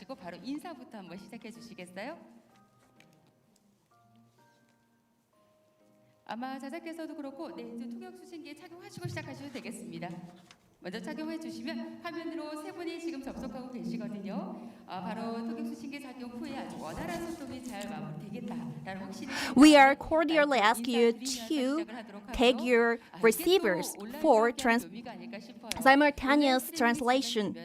Now we are streaming this video on live. 한국 내에서도 지역을 방문하고 이렇게 누구나가 접속하고 토론 Everyone can access 정말 to 이 시대가 가져다준 매력이네요. this conference. 열띤 토론 시작해 보도록 하겠습니다. Now we are about to start the conference. Good afternoon. 푸드 국제 컨퍼런스 오늘 이틀째 날입니다. Today is the second day of 푸드 리퍼브 Food Refurb 상품 개발 방안에 Conference. 대해서 Now 하는 we are 세션이고요. talking about how to develop food refurbished product. 그 기조 발표를 들었습니다. Before starting, we've listened to the two presentations, and now 온라인으로 들어와 계신 걸로 알고 있네요. 예. 예, 보이는. we are together with the two presenters online. 또 지금 온라인으로 한번 들어오셨고요. 그리고 우리나라 국내 두 분 선생님들 모시고 Also, we invited two Korean panelists. 저 온라인으로 들어오신 분들한테 인사를 하겠습니다. 여기 통역은 따로 있죠? 그래도 Now 인사 we 바로 are 제가 그냥 providing the simultaneous translation services. 샬로파? Hello? there? 저쪽이 안 들리나요? 패널분들 Bonjour. 반갑습니다. Hello. 오케이. 안녕하십니까? 안녕하십니까? 그러니까 and chef Laetitia Moro. Hello. Hello, bonjour. Bonjour tout le Okay. monde. Hello. 그리고 또 한 분 계시죠? 이분이 chef Horst Garian. Hi, good afternoon to everybody. 오케이. 안녕하세요. 예, 두 분, the chef Mark Charlopang, chef Laetitia Moro. Thank you very much for your excellent the lectures. So we are very impressed. Thank you very much again. And also the chef Morris Garian, welcome to join us our discussion session. Thank you. 자, 지금부터는 그러면 토론을 시작하도록 하겠습니다. 먼저 그 외국분부터 할까요? 아니면 그럼 먼저 마이크 드셨네요. 예. 그 대상에서 그 연구소에서 뭐 여러 상품 개발을 하시고 가공을 아주 산업화돼서 잘 하시는 우리 대상의 변명희 실장님께서 먼저 인사 나누시고 한번 의견을 주시죠. 예. 네. 안녕하세요. 저 대상 그 식품연구소 연구개발 Good afternoon. 변명희라고 합니다. I'm 변명희, 모든 저희 the 대상 생산하는 전 professor from Daesang Industry. 컨트롤을 관리하고 있고요. I control 한 the 20년 product 동안 quality, 제품 개발들을 and 꾸준히 I've worked 해왔던 for this industry for more than 20 years. 일단 제가 그 가공식품 관점에서 푸드 리퍼브를 In the point of view for processed product, 그 요청받았었는데 I 저희가 was 이렇게 requested 생각을 하다 to 보니까 talk about 굉장히 the 어려운 processed 일이기도 process- 하고 우리 processed 지금 product. 제품 개발하는 가공식품을 개발하는 사람들 입장에서 보면은 굉장히 In my 기존에 point 해왔던 of view, 이거나 또는 we've 앞으로 conventionally 좀더 잘할 수 있을 developed 것 같은 this 내용들이 kind 좀 of 있어서 product, 한번 but 간략하게 we have to 말씀드려보겠습니다. innovate 먼저 그럼 전 more 세계적으로 ways. 지금 일단 문제가 있는 First, 것들이 많은 인구들이 globally, 식량 부족으로 Population in the world 문제, are suffering 또 from 반면에 또 poverty 어떤 곳에서는 and 너무 많은 것들이 생산되고 hunger. 그것들을 However, 음식물 쓰레기가 on the other 버려지거나 side, 그거를 many people 처리하기 have 위해서 problems 많은 for 에너지들이 over 소비되고 그것으로 인해서 supply. 발생되는 이산화탄소 문제들 Also, we are seeing the 환경 문제들이 environmental 같이 problems 병행되고 emitting 있는 부분들인데 greenhouse 이 gas. 부분들을 해결하기 위한 하나의 방안으로 이 푸드 리퍼브라는 것이 So, 하나 트렌드로서 생겨나고 있는 것 같고요. 저도 we 사실은 come up 처음 with the 들었던 idea for 관심이 food 있어서 refurbishment. 없어서가 아니고 잘 생소하게 들었던 Actually, 용어여서 I wasn't 고민들을 that 많이 familiar 해봤습니다. with this concept. 근데 이미 뭐 역사적으로 보면은 However, 2014년대 프랑스에서 좀 historically, 리퍼브라는 그 this 용어가 concept 생겼고 started 그런 운동이 from 생겼고 France, and the campaign and relevant movement started again. B2B 업체는 뭐 풀 하비스트나 Also, 유통기한 we 임박제품 판매하는 sell 라스토도 some ugly 그다음에 세계 products, potatoes 최초의 and 리퍼브 vegetables. 슈퍼마켓이라고 하는 위푸드 등의 Also, we are 그런 seeing the 새로운 WeFood, 컨셉을 which 가진 is the world's first 사업화 모델로서 refurbishment 이런 food 푸드 market. 리퍼브가 발생되고 있고 지속적으로 좀 성장하고 있는 것 같습니다. Now we are focusing on the new 근데 opportunity 그 for this market. 일반적으로 이제 가공식품 However, 관점에서 다시 한번 좀 고민을 in 하게 terms 되면 of 푸드 processed food, 리퍼브를 사용하는 것보다 일단 가공식품의 그 개발자로서 일단 보면 일단 원료가 굉장히 we have 안정적이고 to 값싸게 공급될 수 있으면 get 가장 the 좋은 low 거고, ingredients 그다음에 게다가 품질이 on the 일정하면 더 좋은 affordable 거고, price 그다음에 좀더 with 길게 stable 또는 quality. 그 잘 유통할 수 Also, 있는 we can 품질이 되어 있으면 좋고, expect the 그다음에 long 마지막으로 expectation days. 유통이 다 안 됐을 때 그런 부분들을 어떻게 Also, 처리할 수 we 있는가 have 라는 to 부분에 think 대해서 about the remains 고민을 if 하게 they are 되는데 not 대부분 sold. 보게 되면 앞에 However, 원료에 대한 부분들이 가장 큰 이슈가 되게 That is 됩니다. the 그런 problem, 부분들을 which 좀 is 그 the 이번 low 푸드 ingredient 리퍼브를 하면서 or 좀 고민을 materials. 해봤고요. 그러다 보니까 Preparing 그 for 일단은 this 가장 큰 presentation, 문제가 많이 생산되는 거예요. 과생산. first, 그러니까 이게 we have to focus on 농산물이 oversupply. 천수다 우리가 옛날에 말하는 For example, 천수다이거든요. all of the 우리의 produce 의지대로 할 수도 are 있지만 produced 하늘이 도와주지 depending 않으면 on 저희들이 the environment. 제대로 된 생산을 할 수 없을 때도 있고 또 하늘이 너무 Sometimes 잘 도와줘서 너무 많은 농산물들이나 이런 climate 것들을 우리한테 공급해 주는 경우도 affects 있습니다. the 그런 production. 부분들이 수급 불균형이 있게 되는데 그런 We 것들을 are 어떻게 seeing the 안정적으로 할수 imbalance 있느냐 of supply. 라는 부분에 대해서 고민을 So, 많이 하고 있는데 we have 결국은 to 그렇게 solve 생산된 these 부분들을 problems. 가공식품이 해결해 줘야 되고 그것들을 해결하기 위해서 In this point of 저희들이 view, 가질 수 있는 것들이 processed product or 그 food 저장 are 기술이 important, and we 많이 have 발생할 to 테겠죠. develop MA나 the 뭐 냉장, 냉동 이런 것 건조 cold 이런 chain 것들이 or drying 전체적으로 methodologies. 자꾸 많은 기술들이 발전되고 있고 그런 There 수급 are 불균형을 평준화하려고 하는 되게 노력들이 growing 많이 technologies 이루어지게 되고요. to 또 solve 하나는 these 그런 problems. 것들을 가공을 통해서 좀 더 고부가 가치 제품으로 Moreover, 활용하는 we 방법이 can 있을 수 있겠고 make the product more valuable through these technologies. 만들고 나서도 부산물들이 좀 발생하게 Then 됩니다. we 그런 can see the 부산물들을 byproduct 활용해서 after 대부분 completion 부산물들이 많은 of 부분들이 production. 폐기되고 있기도 하고 Most of the byproducts 사료로서 활용되기도 are 하는데 thrown 그런 away 부분들을 좀더 or 고부가 became 가치 animal 제품으로, feed. 어, but 만들어지는 we 방법들이 can 있을 수 있고 transfer 또 그다음에 it 섭취하는 to 기간들을 좀 늘리거나 the value-added 아니면 products. 여러 가지 Also, 제도를 we can 통해서 extend the 좀더 expiration 많은 date. 폐기되지 않을 수 있는 조건들을 좀 만드는 방법이 있을 수 있고 최종적으로 Then, 유통기한 우리나라는 유통기한 as a result, 임박 제도 we 때문에 can solve some 문제가 problems 발생하는데 그런 for 것들을 expiration date. 유통기한 임박 제품들을 어떻게 활용할 수 있는 새로운 시스템 The 또는 제도 등이 product 있었으면 which 좋을 것 remains 같습니다. very short expiration date, we can reuse them. 이제 새로운 제도를 하면 지금 보게 For 되면은 example, 제일 the 문제가 new 되는 게 우리나라는 systems 한국에서는 in Korea, 유통기한 제도라는 제품이 있습니다. 유통기한이 있고 또 we 유럽이나 have 이런 쪽에서는 some 소비기한이라고 일본이나 이런 쪽에 소비기한 systems for 부분이 있는데 유통기한은 best to buy 거기에 써 or 있는 대로 used to 그냥 buy. 지나면 못 먹는 거로 판매도 할 수 없고 People think that they cannot buy or eat some products with 1.2에서 1.5 정도의 그 안정계수 delayed expiration date. 근데 이제 정해진 기간 However, 동안 만들어 놓으면 한 뭐 소비기한이라고 해서 먹을 수 유통기한을 지나도 먹을 수 있거든요. 저희 Actually, the 저희 products 집사람이랑 can 이렇게 be 와이프랑 eaten 하다 보면 based on 유통기한 use 지나도 by, 안 먹으려고 not 그래요. 근데 expiration 저는 야, date. 그거 먹어도 됩니다. 이렇게 얘기를 하거든요.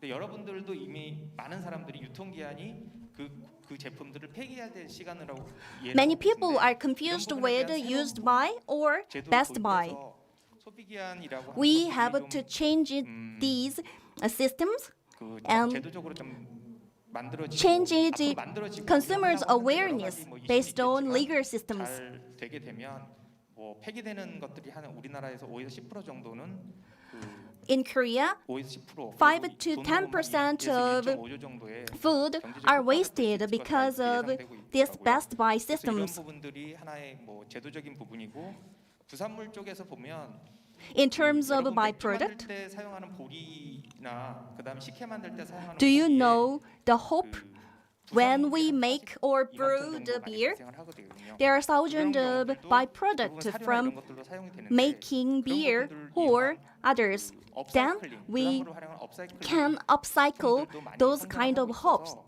그런 부분에 대한 부분들이 있을 수 있고 그다음에 그 푸드뱅크라고 저희들도 한 1년에 한 50에서 100억 정도 기부를 하고 있는데 Also, 유통기한이 임박한 in my 제품들을 company, we donate 잘 그러니까 money or food 어소득층이나 to 아니면 the food 불우한 bank 기부하는 for 행동들이 people in 있거든요. need. 그것도 하나의 푸드 리퍼브라고 좀 생각할 That 수 is 있겠습니다. a kind of food 전체적으로 좀 refurbishment. 말씀을 다 드렸고요. In general, 그리고 푸드 I've talked about food 리퍼브라는 게 refurbishment. 기존에도 이미 잘 Originally, there were some ways for food refurbishment, but we have to think about more innovative and environmental friendly ways. Also, it can become 예, 감사합니다. the new trend. 예, 그래서 그 오버 프로덕션, 예, 그 우리 농산물들 보면 Well, overproduction 너무 많이 나와가지고 is a 가격도 problem. 떨어지고 When our 버리기도 farmers 하고, produce 그런 부분이 much 있죠. 그럴 때는 produces, 그 sometimes 어떻게 가공 저장을 we 잘해서, can see 보관했다가 the 또 price 활용할 down. 수 있는 뭐 그런 말씀도 해주시고 또 이제 가공식품 제조 중에 예, 부산물로 나오는 것들 Also, 이용하는 the byproduct 그런 from 말씀을 processing 또 food, 제도적인 문제, we can reuse 그 them. 유통기한이 임박한 거 어떻게 사용하면 Also, in Korean 말씀해 system, 주세요. 그래서 we can 그 change 우리나라 the 제도가 좀 system 개선이 됐어요. and reuse 유통기한보다 the 소비기한이 더 uneaten 긴데 이번에 food. 법적으로 그게 이제 앞으로 곧 Now, 유통기한 표시에서 소비기한 표시로 we 다행히도 will amend 어떻게, the 되었습니다. legal systems 자, from 다음은 best buy 저기 to used 처음에 buy. 발표하신, 셰프 Now, 샬로팡 the first presenter, Chef Salpeng, will share his insight and opinions. 어느 정도 계셨는지 모르지만 한국에 아까 발표해서 He lived in Korea for some years. Je ne travaille pas en Corée, je travaille aux Philippines.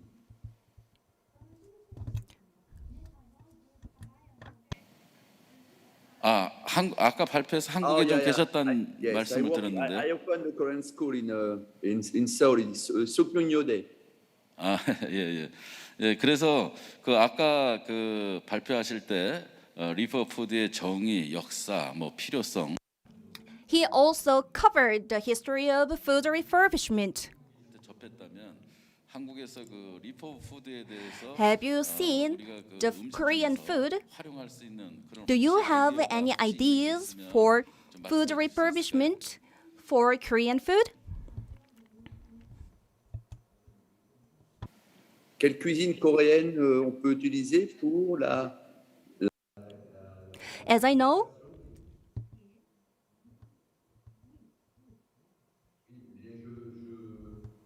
Je connais bien la cuisine coréenne et la culture coréenne, puisque j'y ai passé 3 ans. Et j'ai beaucoup I've lived in Korea for 3 years. on peut trouver en Corée, puisque c'est un pays avec Also, I learned there were lots of products depending on the seasonal factors. Then, I think we can create new types kimchi or other products. we can use lots of ingredients. 다른 그 푸드 리퍼브에 대한 And 말씀 있으시면 if you have any insight added, you can add new ideas except for your presentation. Quand vous dites restauration, vous voulez dire pour sauver, pour économiser, le refurbishment, vous parlez de ça? Food refurbishment is very essential for economy.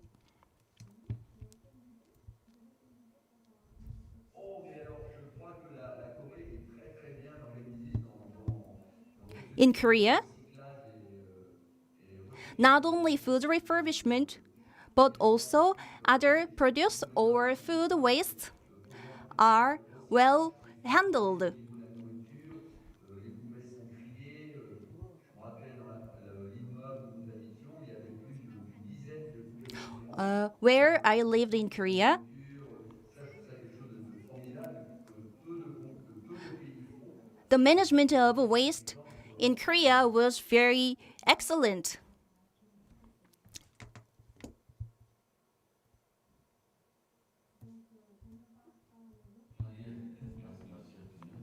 Moi, je crois que Le système coréen à l'agriculture est quand même un système industriel. Il y a pas mal de petits producteurs.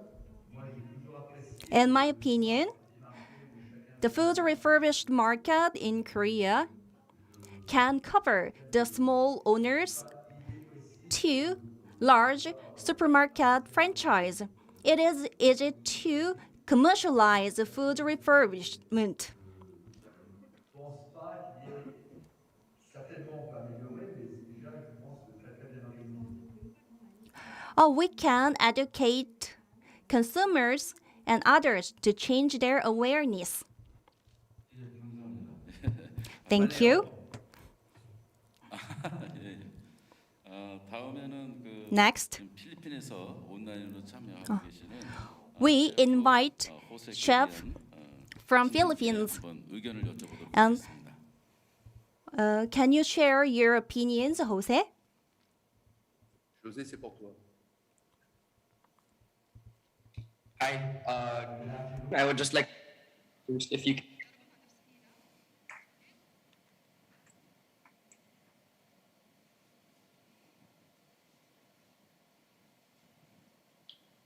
Good afternoon.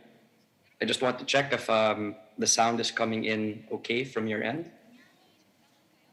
Okay, so good afternoon. Thank you so much for inviting us to participate in this conference. It definitely is a great privilege and pleasure to be in front of everybody attending this afternoon, considering the valuable advocacy that it was meant to push to the public audience.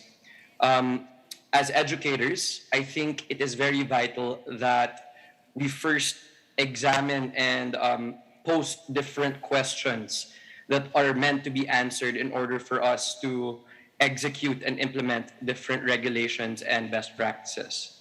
So if I may just do a very quick narration or discussion, right, based on the two talks given by Chef Mark and Chef Leticia earlier today, I'll be providing you with some insights using the Philippines as an example of how food refurbishment can come in as a solution to address different economic and social problems. So to revert back to Chef Mark's presentation, I think it is very important to first answer the question of what is the intention of the refurbishment of food, right? So there are two thought processes that can be used with regards to answering this question. The first thought process is to address a problem of supply and demand.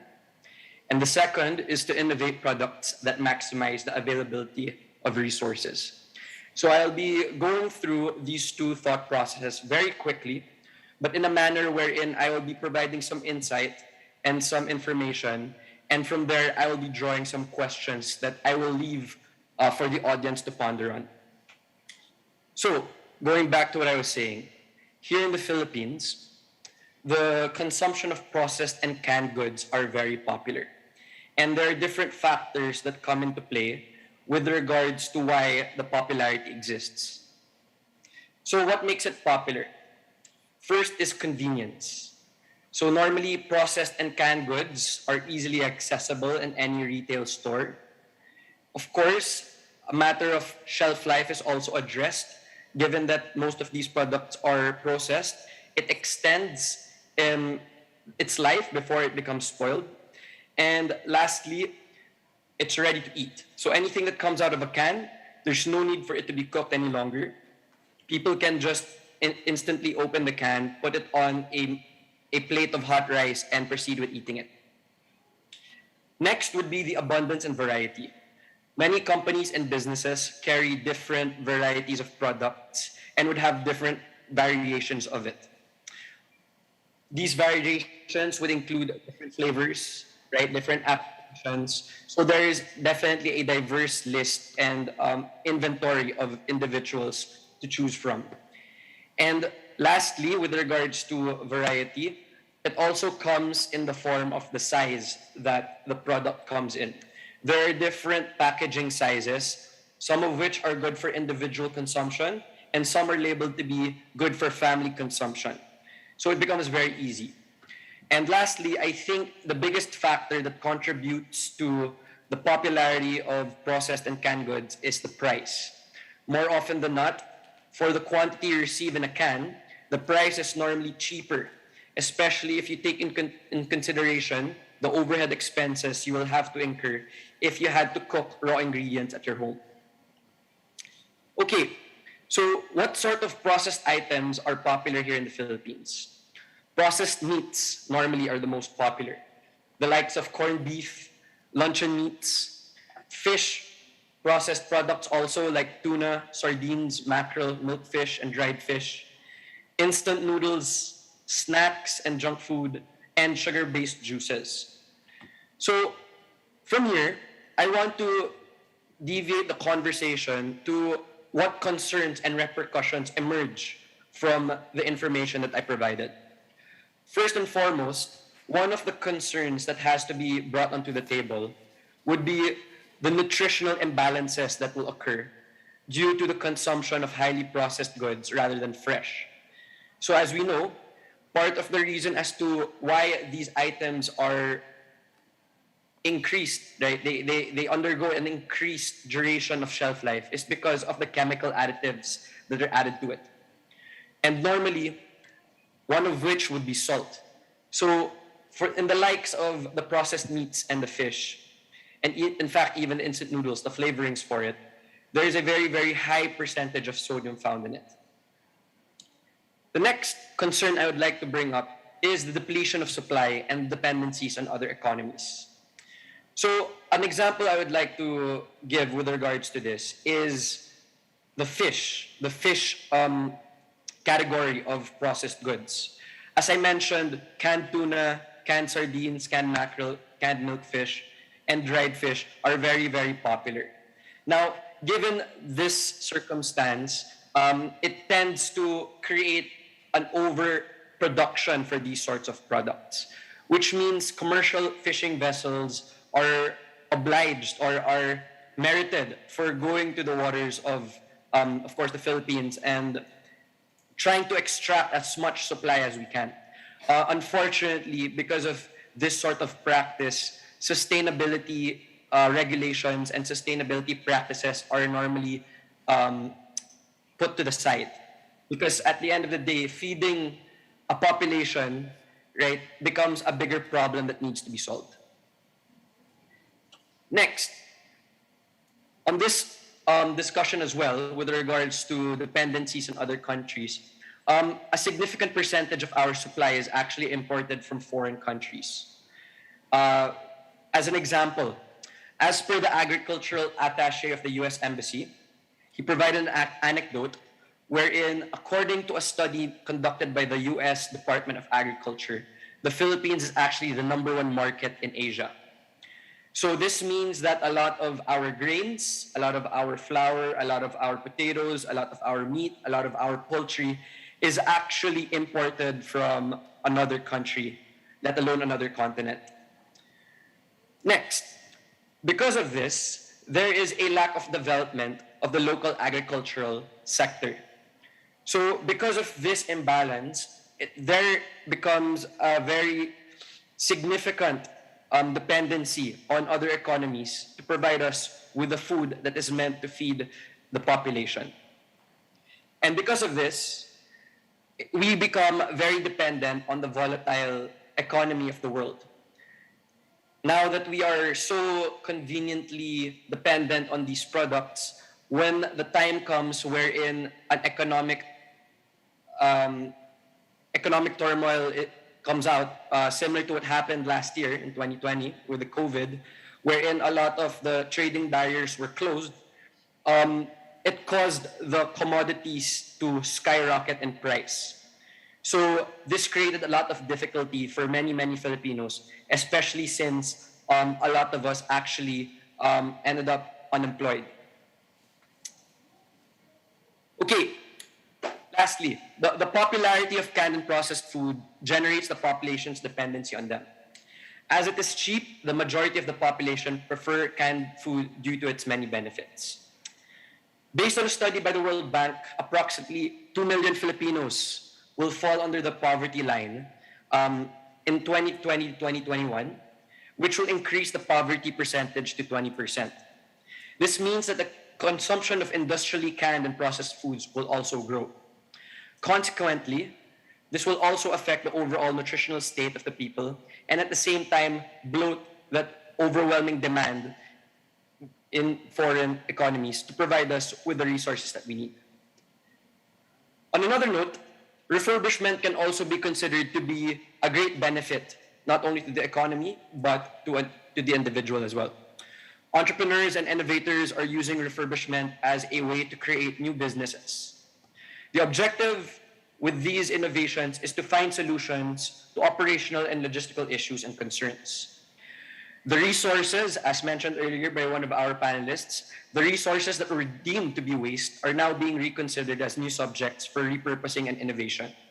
A great example of this was touched upon by Chef Leticia in her speech earlier about the cacao trade. Initially, what was sought after in the cacao trade was the cacao mass, which was used in the production of chocolate bars and pellets. Right? However, the byproduct that was generated from this was cacao butter and cacao nibs. So cacao butter now has also gained in popularity, especially in the industrial production of chocolate.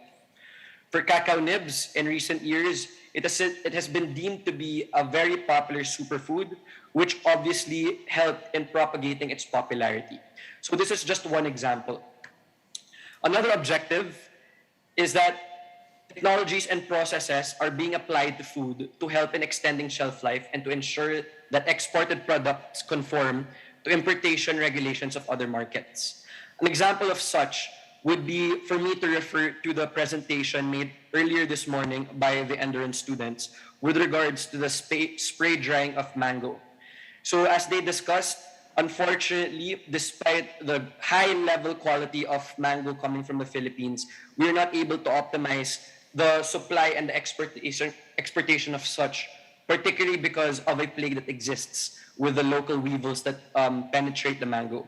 And because of this, there is somewhat of a stigma from the international market that makes them turn a blind eye away from the products that we have. So in order to address this issue, one of the things is to apply technologies to it in order for us to maximize the resource that we have and at the same time help grow the industry here in the Philippines. So for this, what are the repercussions, right, with regards to creating new businesses and applying new technologies? First, it will require a substantial amount of investment that must be made. And of course, there must be a thorough examination of the current regulations that must be executed in rolling them out. The next one will be the logistical considerations that need to be made in the propagation of the new product. Of course, when you come up with a new product, awareness and educational campaigns have to be rolled out to ensure that the market is aware and will be familiar of the product that you will be selling to create demand for it.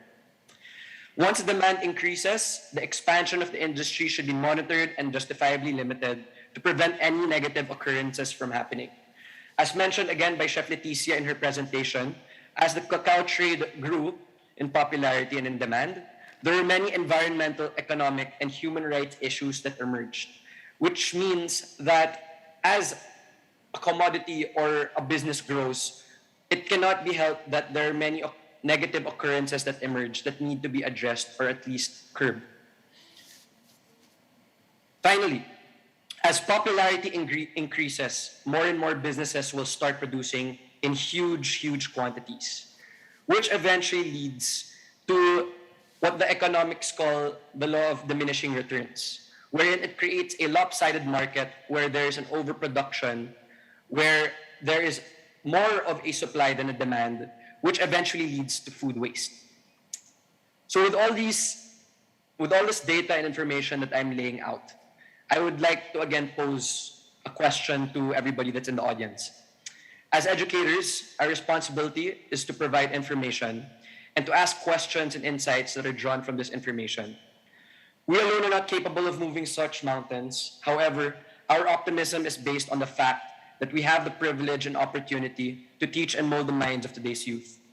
If we are able to successfully transmit the wisdom from previous generations to today's students, this provides us with a glimmer of hope for the generations to come.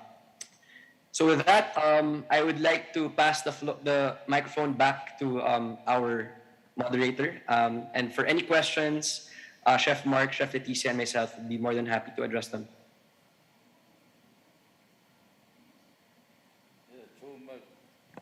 좋은 말씀 감사드립니다. 그래서 사회 경제적인 측면에서 뭐 수요와 공급 문제, 또 외국의 의존성, 그래서 필리핀의 사례를 들어서 And we could see the examples from Philippines. 다음은 Next, 그 아까 그 초콜릿 그 인더스트리에 대해서 we will invite the second presenter, Chef Leticia. 하겠습니다. 이거 그 예를 초콜릿 그 산업을 들어서 헬로 그래서 그 사회적인 문제까지 She gave an example in chocolate industry relevant to human rights issues. 예를 들어서 잘 설명을 해주셨고요. She explained very well, 수익 배분이라든가 and she also touched upon the revenues and child labor and fair trade and others. Furthermore, he also dealt with deforestation. We could share whole opinions of her. If you have any opinions and added insight. C'était très important pour moi de parler de ces problèmes parce que, comme a dit Chef José, quand une industrie grandit, elle peut aussi engendrer quelques problèmes et elle peut aussi avoir des problèmes lors de son développement. Donc, c'est important de voir qu'une économie peut avancer, peut grandir, mais en contrepartie, il y a toujours des choses négatives. Donc, j'ai parlé du travail d'enfants, de la non-répartition correcte du bénéfice,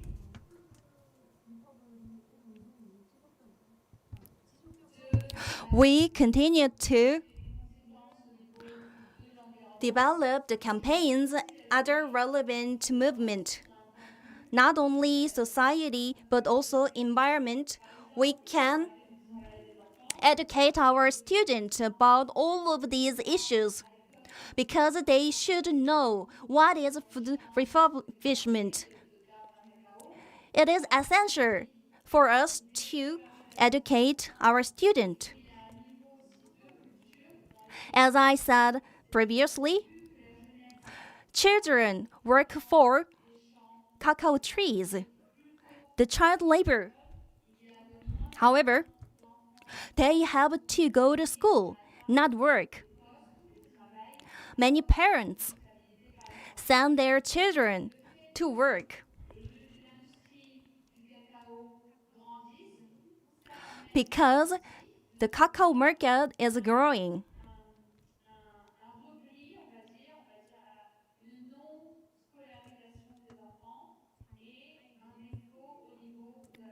We should make them mature, but they cannot get educated. It's a very bad problem.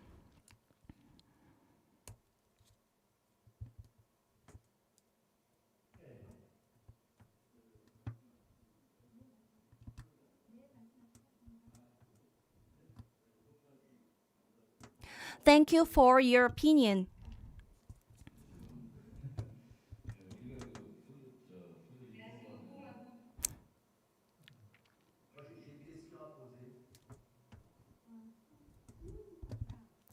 I have a question. Je voudrais savoir, est-ce que l'agriculture en Corée utilise des méthodes organiques, de système d'agriculture, In Korea,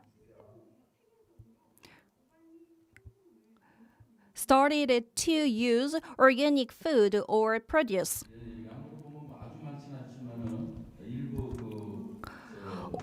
We don't have many kinds of organic food, but we have some companies and consumers who prefer organic food.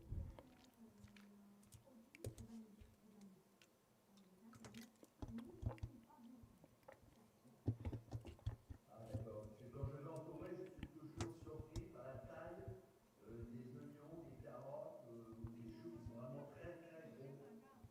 When I visit Korea, I could see carrot and other fresh fruits and vegetables.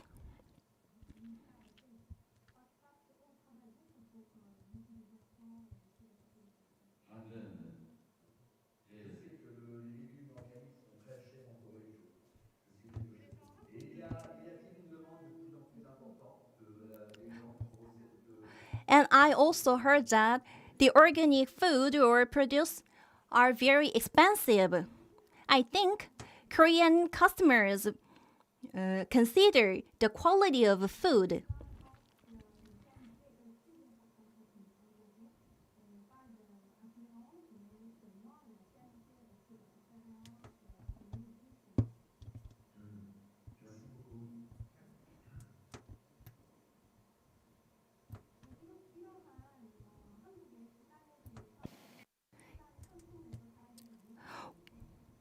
What do you think of Korean consumers who prefer expensive but quality products? Well, I think there are lots of or various types of reasons. However, the creating organic food is costly, so the rich can afford to buy those kind of organic food. 우리 변명희 실장님이 거기 말씀을 좀 하시겠답니다. 네, 보통 우리 Ouais, je comprends. Oui, je comprends. La solution vient changer ces habitudes alimentaires. 지금 저희가 이렇게 해결책을 찾을 수 있는 방법이 How 찾아보기 can 쉽지 we 않을까라고 생각합니다. find out the solution? 유기농 제품들, 올게닉 제품들 같은 경우는 우리나라에서 In terms of 인증받고 organic 있는데 food, 우리나라 농업이 크게 발달되지 않아서 actually, we just import the organic food because we cannot certify those kind of organic food because it's not that cost effective. So consumer 생산량이 굉장히 적고요. 그리고 이제 가격이 높기 때문에 the amount of produce are not that much and 그런 환경에 it's expensive. So the ordinary people cannot afford to buy that. Oui, je pense aussi que la Corée est un pays montagneux à plus de 60%.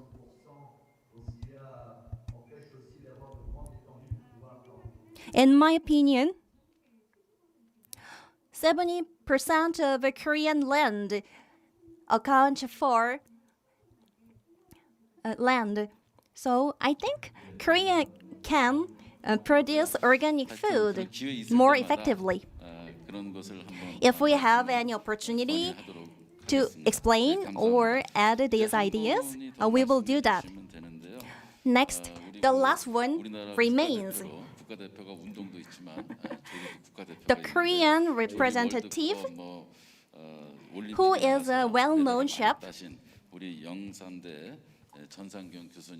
Professor John from Yongsan University. 여러분 반갑습니다. 방금 소개받은 영산대학교의 전상. Good afternoon. I'm Professor Jeon Sang-kyung. 외국 셰프님들도 계시고. We've invited many foreign chefs. 대단히 감사합니다. Thank you for 저는 다른 their insight. 오늘 지금 이번 Today, 주제는 푸드 리퍼블의 상품 개발 방안입니다. the topic of conference is how to develop the food refurbishment product. 상품 개발 방안에 대해서 잠깐 말씀을 드리도록 하겠는데요. I'd like to briefly 그중에서도 explain 오늘 제가 how 말씀드리고 to 싶은 부분은 수산물입니다. 수산물. make food refurbishment product based on fishery food. 가공하는 방법에 대해서 이야기를 잠깐 해주셨는데 그 부분에 As previously the chef said, I also focus on food refurbishment for fishery goods. Many people focus on produce for food refurbishment. However, the much amount of food are thrown away. Most of them are fishery goods. The cause of why we throw away or waste fishery goods. There are many causes for overproduction or preference. Also, some parts are not eaten. For example, peels or bones. Now, if we have some reasons, we can come up with ideas to solve these issues. In my opinion, the most important is safety. People say freshness. When we eat fishery goods, we think we should be safe because we think we just buy the fresh fish and eat it. However, we don't eat the byproduct. So we can make people have awareness for byproduct and others. Also, we have to improve how to store fishery goods. Also, we can change the structure for distribution. Based on this story, we have to solve the overproduction problems. From manufacturer, retailer, processors to consumers, we can change the platform and we can update those value chains and platforms to make people use the goods. However,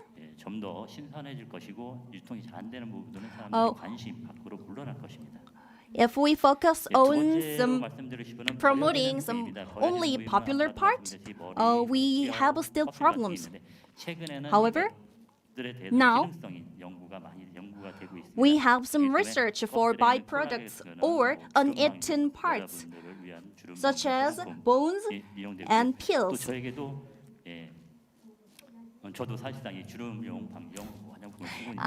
I'm using wrinkle-free cosmetics, but we can get some ingredient from a byproduct in fishery goods.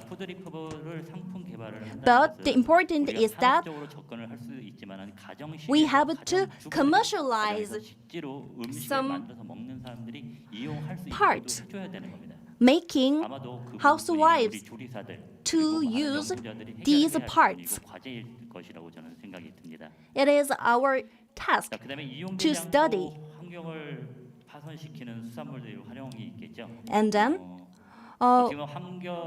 we found out some part that destroyed environment.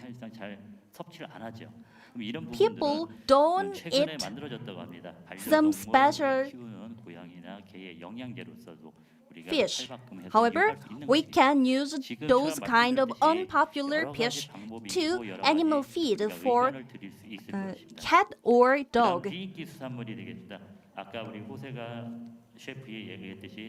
As Chef Ho has said, 고가의 생선이기도 하고 Tuna 그리고 새치 is 같은 경우는 심지어는 expensive 사람들이 fish. 섭취를 안 해서 버려지기도 합니다. However, other 그런 kind of 버려진 tuna 생선들은 are 가다가 thrown 먹거나 away. 아니면 참치캔으로 활용이 However, 되는데 이것은 새로운 이용 방법으로 다시 탄생을 할 수 있을 것 같습니다. we can 즉, use 아까도 말씀드렸지만 unpopular fish, 가정에서 요리할 수 converting 있는 them 방법, 육수를 낸다든가 to 우리가 어떤 소스를 make 가정에서 soup 만들 수 있게끔 or 연구 make 개발이 되고 sauce 고급화된 in 문제들이 household. 해결을 하는데 조금은 We can study it 조금은 이렇게 and disseminate 보상되고 the ways to 해결이 될 것 use 같습니다. those kind of 또한 ingredients. 대체 식품을 만든다는 것은 And we can create alternative food. 과제이기도 합니다. 아까 조금 전에 저희가 여기 패널 분들하고 Previously, 잠깐 했을 때그 The panel 곤충 식품에 대해서 곤충에 대해서 잠깐 얘기를 briefly discussed respectively, separately about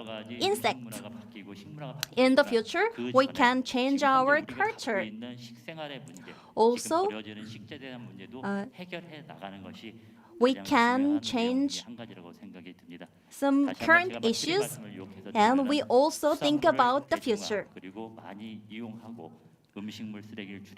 We have to study and develop the new product for food refurbishment for economic and environmentally. Thank you for your opinion. J'ai une solution à apporter pour le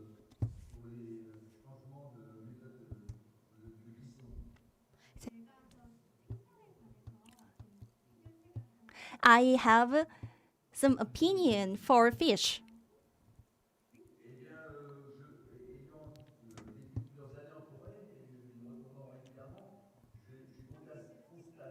Korean people continue to consume fish. And Korean consume fish much, and they do aquaculture the fish.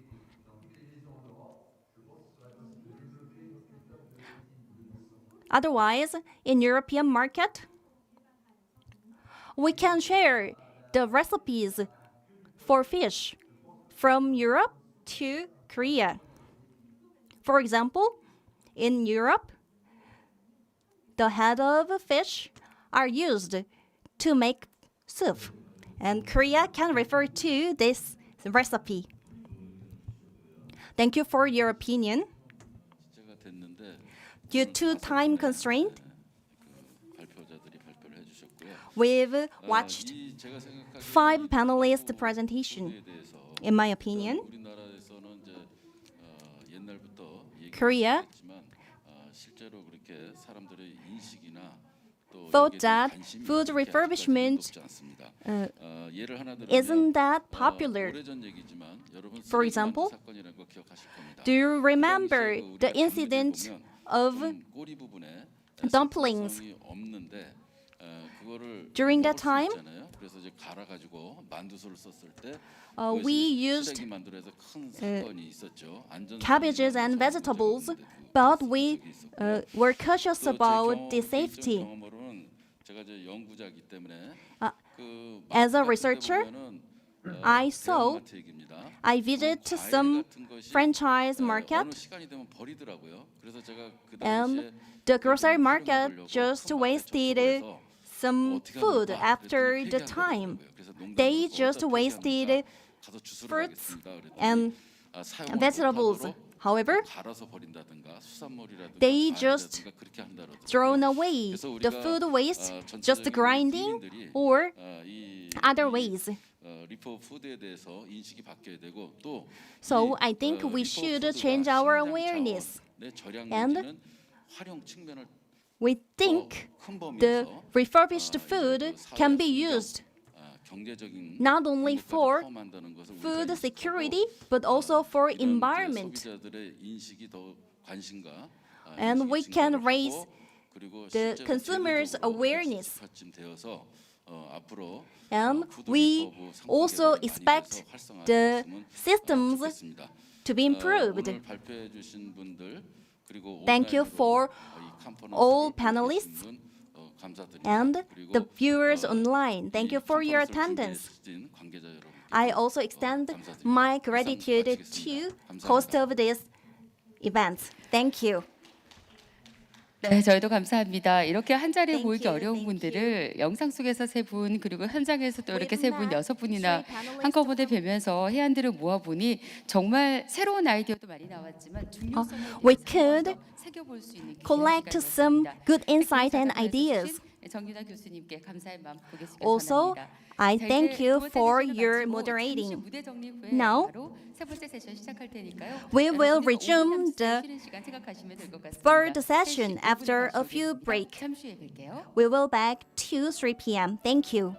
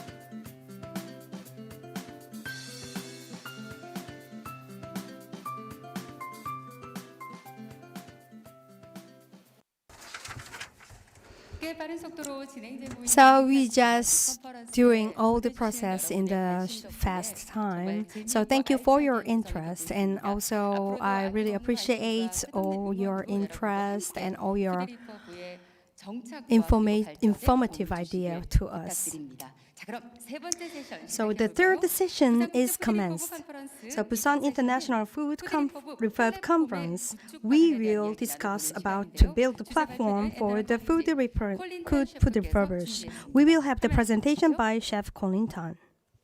Hi, thank you for joining me on my talk today about the sustainability in the Filipino food chain. So it's a discussion on the power of the plate by me. I'm Colleen Tan. A quick introduction. I graduated from Enduran Colleges 2014 with a degree in international hospitality management, majoring in culinary arts. So I also worked in Ritz-Carlton, Hong Kong, and in Nobu Hotel here in Manila. And from there, I ventured off into various small food businesses, from catering to small restaurants and fast food and product development. So right now I am focusing on being a consultant. So how did I start my food journey? I started really young because growing up, my parents didn't know how to cook, so every day I just ate a lot of fast food, canned food, spam, sausages, and all. So I didn't really know anything about normal healthy food or vegetables. And the first time I saw a vegetable was at a friend's house. I was already 7 years old, and it was the first time I saw a broccoli. And I couldn't believe it. I couldn't believe that it was real. I always thought like broccolis weren't real because I only saw them in cartoons and in TVs. And for the first time, I couldn't believe my eyes. I thought that I was living a lie. And it led me to a series of questions. It's like, oh, what else don't I know? Is Popeye's spinach real? Is like all these other things I see in the cartoons real? Like Bugs Bunny's carrot, all these things.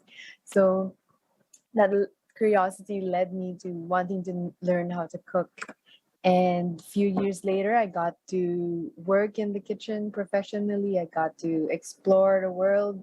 And after doing all that, it made me question more about Filipino cuisine because my training and background is more in French and Japanese cuisine. And as I was traveling around the world, it made me question also like, what is Filipino food? So upon returning, like I went with a group of friends, other chefs, other foodies, and we actually went up north to the Cordilleras. Cordilleras is up on the northern part of the Philippines. And we had a mini road trip to find out more about regional Filipino cuisine, specifically up in the north. What interested us with northern cuisine is because they weren't really exposed so much to colonization that we had as Filipinos. So most of their culture is actually intact. And we published this mini docu-series up on YouTube. It's out now. It's called Lhasa Explorations. And I'll show you a very quick trailer. The common thing that is of all the Cordillera is to live in community. Here in the mountains, we celebrate everything. We celebrate joy, pain, anything. Cordillera cuisine for me is very straightforward. The secret ingredient is there is no secret ingredient. All we need is salt.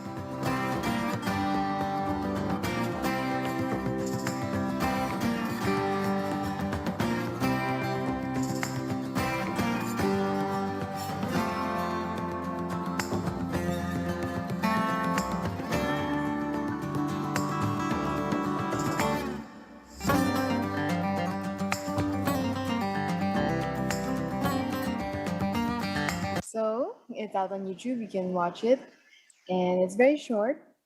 And it was my first time to actually see what is going on with our food chain, with our food culture. And it's really interesting because even if they live quite simply and even if the methods aren't so complicated, the flavor is very powerful and very pure to the ingredient. So the Cordilleras is actually where a lot of vegetables are being grown. It's very famous for the Banawe rice terraces, as you can see in this picture. And specifically in Baguio and in Benguet, a lot of our vegetables that the country uses is grown there. And I really wanted to figure out the journey of a broccoli. Like, how far does the broccoli have to travel just to arrive to my table and be discovered by a 7-year-old kid who hasn't seen vegetables. So what happened was um, from the farm, a truck would go around each farm collecting vegetables. And from there, they'll drop it off into a trading post. And then there'll be a negotiation between the first truck, the trading post, and then the second truck. And then orders get shifted, things get loaded and unloaded, and then from there, the second truck will travel to different towns, unloading and negotiating with different trading posts. And then before it reaches to Manila, um, they would have traveled hundreds of kilometers. And then upon reaching Manila, there will be another trading post where they will distribute it to either the groceries or other suppliers or other restaurants and hotels. And by the time a normal consumer would have eaten this broccoli from Benguet to Manila, there will be more than 200 kilometers traveled. It would have been passed by 5 to 7 middlemen. Prices would have quadrupled, and it actually doesn't stop in Manila. These Baguio or Benguet or northern vegetables can reach as far away as Palawan, which is 1,000 kilometers away. And it doesn't make sense. It doesn't make sense that we have to move all these vegetables from faraway places. So, a brief explanation of Philippine agriculture. The average age of a farmer is 60 years old. This statistic is actually quite old. So, I'm imagining that the average age of a farmer is older now. They're probably 65, maybe. And we have an import dependency ratio of 29.6%, which means we actually import a lot of goods, especially food products. One of the problems with our Philippine agriculture is that the younger generations are told to get different careers because it's not as economically sustainable. It's not as profitable. You work so hard and you earn so little. And of course, the reality of today is that there's climate change, there's a lot of unpredictable seasons. So it's not, it's very hard to make a living being in the Philippine agriculture. So another issue that makes our food not sustainable is that there's a lack of awareness. There's a lack of awareness to the problems, to the situation. There's a lack of awareness of what is local, what is Filipino food. There's a lack of appreciation for that because, again, we import a lot of not just goods but also ideas. Because we've been colonized a lot, we actually appreciate imported foreign cuisine more than our local cuisine. So there is a decline. And as you can see with the example I just gave you, we have a very inefficient supply chain. And it doesn't stop there because the vegetables travel so far and it takes so long and passes through so many hands, there's always food waste with each step of the way, right?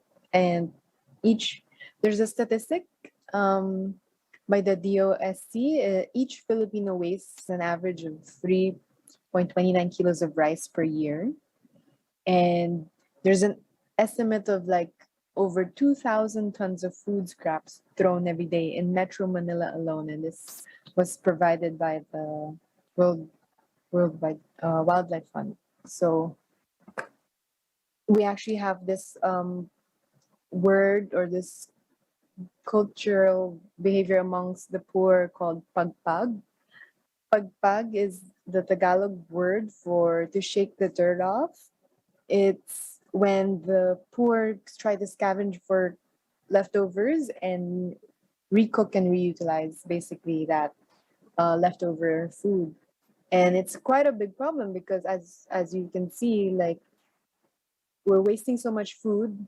There's a very inefficient supply chain that a lot of waste is already being wasted from just the farm and then the transport, and then when it gets to people's tables, there's still a lot of leftovers. And um, the Philippines is not a very rich country. We still have a lot of poverty. So this is one of the ways that people have tried to cope. And it didn't because of the 2020 pandemic, you know, a lot of things shifted, a lot of things came into surface. So because of the lockdowns and because these vegetables would travel so far away and would pass through so many people, when there was a lockdown and the government was still trying to figure things out, they were trying to impose that, okay, only certain people can get permits, only certain areas can open borders. So a lot of vegetables went to waste, a lot of food went to waste because either trucks couldn't come up, trucks couldn't come down. No one was able to pick them up or buy them, or all of the restaurants and hotels and big institutional buyers were closed, so they couldn't like buy everything. So it led to a lot of farmers being frustrated and just throw the vegetables by the roadside.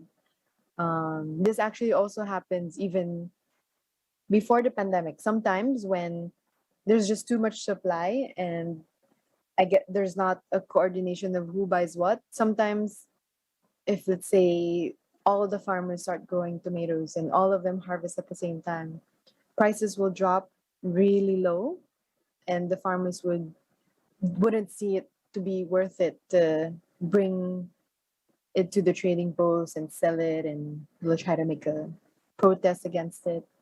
So the pandemic brought about this crisis, and it really shed the light of where our food came from.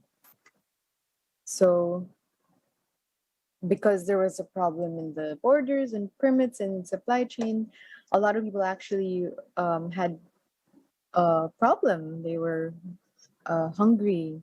A lot of families were going hungry during the pandemic. So because of it, you know, people became more aware, and people started questioning how come there is a shortage? Why are the farmers having such a hard time? Why are the trucks having such a hard time bringing it down? And then that's when people started questioning, and that's when people started becoming more aware of like, oh, I didn't know that all of these food came from so far away, or I didn't know that all these food passed so many different people. And it really gave a new avenue and created new opportunities for people to really try to solve the problem. So one way was getting technology involved. These are some of the companies that rose up to the challenge during the pandemic and tried to coordinate and connect from the farmers and producers to the consumers in the city. And when everything is pre-ordered or everything is online, there's a better communication, and forecasting is easier. And they provide a lot of like training and support also on the ground. So a lot of these are just some of the companies that rose to the challenge. One group here called Rural Rising, what they did is very simple. They just started the Facebook group and saw those pictures of those farmers like throwing away their vegetables or tomatoes or carrots or whatever. And then they tried to reach out and say like, okay, I'm gonna buy like 10 kilos. Who wants to buy with me and help these farmers out? And they found a way. One thing led to another, and it became a huge success. They grew their Facebook community so much, and they have a regular direct purchase, like a group purchase for all these vegetables that would have otherwise been thrown away. So one other way that we tried to help during this pandemic was try and connect all the contacts that we knew from the food industry and try to solve this problem. So me and a group of friends, we always help during disasters and do relief operations. So we always like try to raise funds and give food. We usually cook a lot of hot meals for displaced people, whether it be because from typhoons or fires. And this pandemic really brought a different challenge to us because since everyone was forced to stay at home, it was hard to coordinate. And we were thinking it was also hard to get people to volunteer and cook since everyone was sort of like scared and also, everything was closed. And then another problem that we were trying to solve, aside from people going hungry, is the restaurants were closed. And then the people that were trying to pay for rent or pay for their employee salaries were having a hard time. So what we did was we connected the two to try to solve the problem. So we'd raise funds, gather donations, and hire these restaurants who agreed to be our restaurants to the rescue. And they'll cook a very affordable meal from the donations that we got. And that's what we would give to donate to the less fortunate. And that was one way we were able to connect everything. So from this initiative, we actually also rescued a lot of vegetables. We had tons and tons of lettuce. We had tons and tons of vegetables that would have been thrown away because there was a farmer that would supply a lot of chain restaurants. And since all of the restaurant closed, he had tons of vegetables that would have just spoiled. So from the graciousness of his heart, he donated all these vegetables. We cooked them, we packed them up into family packs, and then we partnered up with the military and they were able to distribute them door to door at a very safe distance.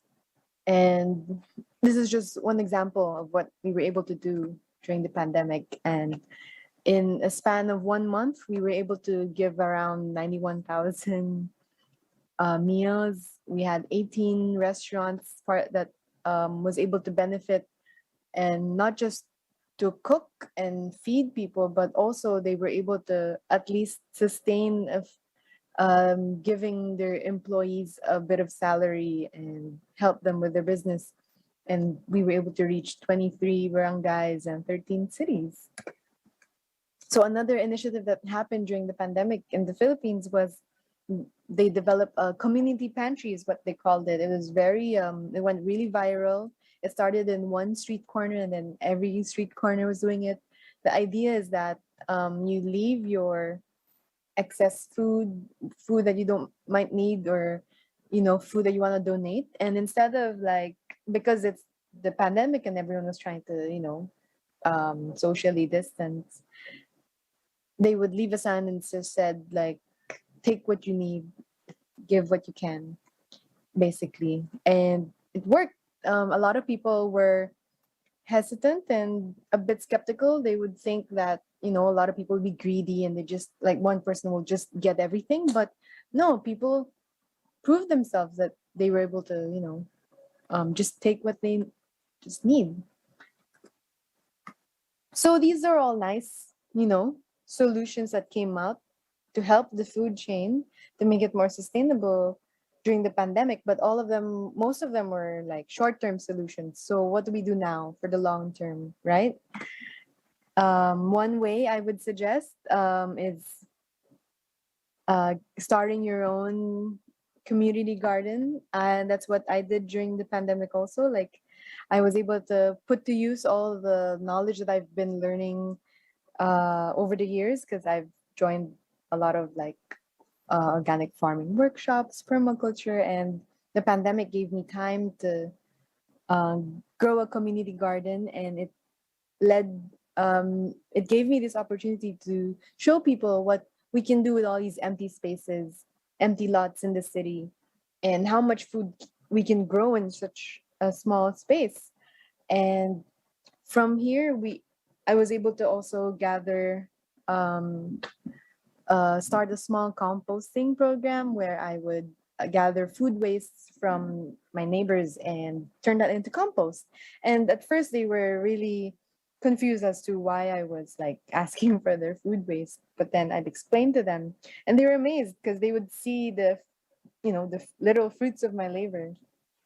And I think once you start growing your own food, you know how hard it is, how hard these farmers actually work, and you have a better appreciation of the food that's in front of you, because you know the amount of time and effort that went into growing that one grain of rice, right? Or that, one herb or vegetable. And I think even if you're not, growing to like feed everyone, a simple activity, message could show and give an example, be an example for your community.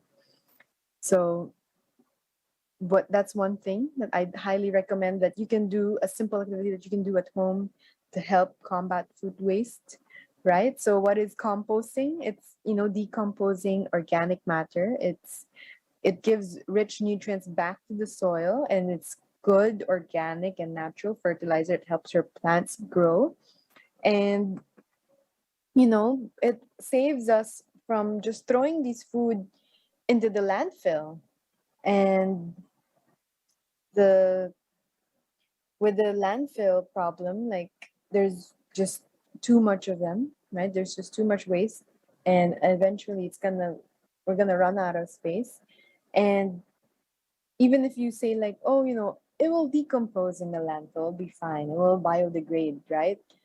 It's actually not the case, because if you just stack a lot of garbage on top of each other, especially a lot of plastic, it lacks oxygen to fully decompose properly, like because everything is stacked. So that means a slower decomposition, and then it will emit a lot of greenhouse gases, and then all that organic matter that could have gone back to the soil for growing and for nutrients is just wasted in the landfill. So it's not just like fruits and vegetables. You could also compost cardboard, paper. And another thing that we could do is start seed saving. So each food that you've eaten, whether it be like in this picture, one avocado seed, or the many seeds in the tomato, or the many, many seeds in a squash or a pumpkin, all that is life waiting to grow. Each seed has a potential to grow into a full plant and give fruit to many more fruits or vegetables. And even if you don't plant, or even if you don't want to grow your own food, a simple act of saving seeds and donating that to someone who does grow food, or a local farmer, or to your community garden if you already have one.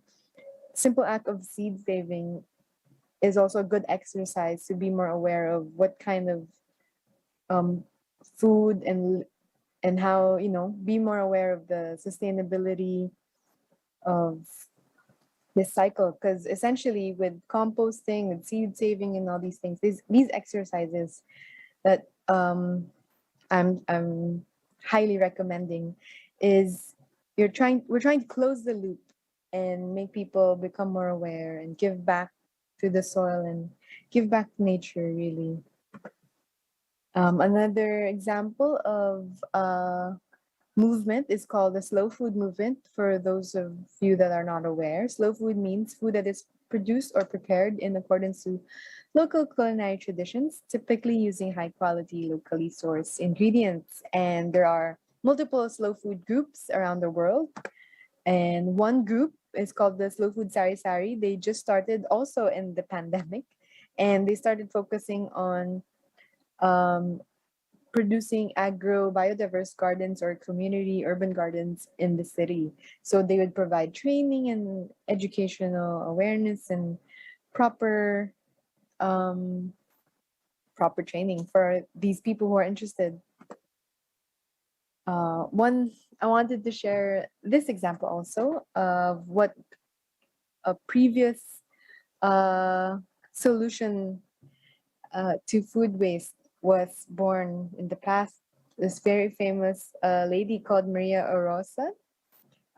She was a wartime hero, and was able to create this product called banana ketchup. And it's very famous here in the Philippines, and it has this like sweet, tangy flavor. Her intention for this product was that she wanted to increase the nutrients and potassium of, introduce more nutrients into the Filipino diet, and as well as um, utilizing more local ingredients and utilizing the bananas that would grow so naturally here in the Philippines. And it worked. It's banana ketchup is now a staple in everyone's households, and she was really like a pioneer in the movement. One modern solution also is a mango flour. So this is a very recent development. It's a gluten-free, all-purpose flour that is used from the seed of the mango. So right when you eat mangoes, there's usually a big seed in the middle, and the people that created this product was trying to look at the seed that we all eat, the mangoes we all eat, and the amount of seeds that get left behind, and they were able to produce mango flour. And it's what I'm trying to say is that with the amount of like education and awareness and a bit of curiosity, like you can try and help solve this this problem with food waste and try to create a more sustainable food chain. So, what is sustainable Filipino food? We want to promote biodiversity, we want to educate and raise awareness, we want to support local. These are just some of the things that you can do and we can all do. And I wanted to share all these examples to give you, hopefully inspire you to do more for this big problem that we have. Food is tied to many aspects in our life, and I want to just reiterate that it involves it involves culture, agriculture, environment, personal, and planet health. Through our food choices, we can collectively influence how food is cultivated, produced, distributed, and change the world as a result. So we can actually make a difference by the simple act of choosing what we put in our plate and choosing what we do afterwards with that plate. And we all eat every day, some more than others, but it's a choice that we make each meal in each day that we can change to make a difference. I want to close with this Filipino word called sayang. Sayang is an expression that we Filipinos like to use, and it means like, oh, what a waste. Like in a sentence, we always say like, uy, sayang yan. Like, oh, don't waste that. We always say that sayang, like, oh, there's like a bit of food left, sayang, don't throw that away. And I want to recall back to one of my experiences traveling in the Cordilleras with the Lhasa Exploration series. During at the start, you'll see this in the first episode. The local people sacrificed a pig for us because it's in their culture that before traveling a long journey, you must sacrifice a pig so that you can pray for safe travels. And although that might be worrisome and disturbing to some, it was done very respectfully with the priest present. And I was amazed because after we sacrificed the pig, they cooked a stew, a local stew for us. And then from the leftovers of the stew, we would bring that all throughout the trip, and you would see it. You would see it being turned into so many different kinds of dishes. And that pig fed us, a large group of 15, for like 3 days. Like we were able to reuse and make do and use all parts of the pig. And it was a very humbling experience and also an eye-opening experience as to how we can how much we can save and really how much we can save and solve with just a few conversations, with a few experiences with people. And if you just, open your eyes, get out there, go in touch back with our roots. These people know what they're doing. Like these local people, they know what sustainability is. They live and breathe it every day. And it's only when we've become so disconnected to nature, when we've become so disconnected with everyone around us as a society in the city, that we forget the bigger picture, that we forget to see the cycle of life, where things come from, where things will be going. And I invite you to rethink rethink your food choices and ask yourself what you can do to have a more sustainable food chain, not just in the Philippines, but maybe wherever you may be. And let's not waste, and let's not throw things away unnecessarily, because sayang, sayang, what a waste. So thank you so much. Again, I'm Colleen, or you can call me Coco. You can find me in social media by Cultivate by Coco. I also have a blog, and you can find it at www.cultivatebycoco.com. So thank you. I hope you've enjoyed, and I hope you've learned a lot about not just the Filipino food chain and supply chain, but about sustainability, and just have a few more ideas of what you can do in your community. Thank you.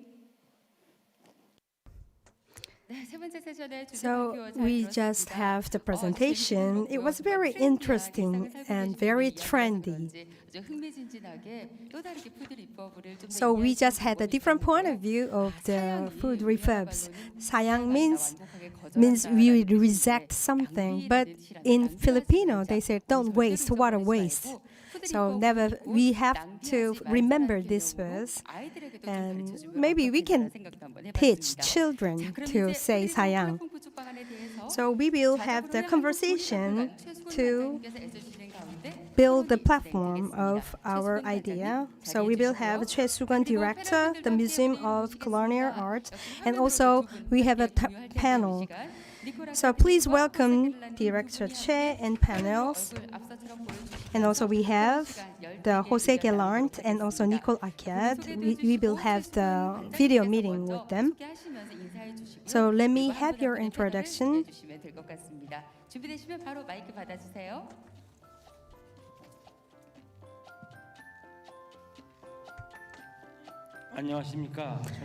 Good afternoon.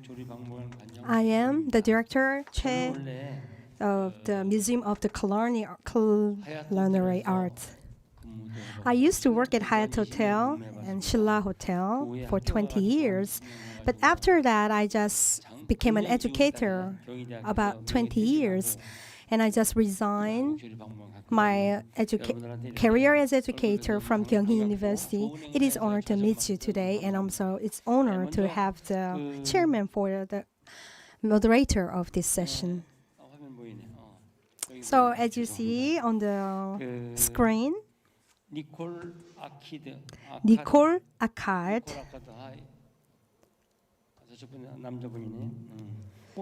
and also we have a chef Jose Calen.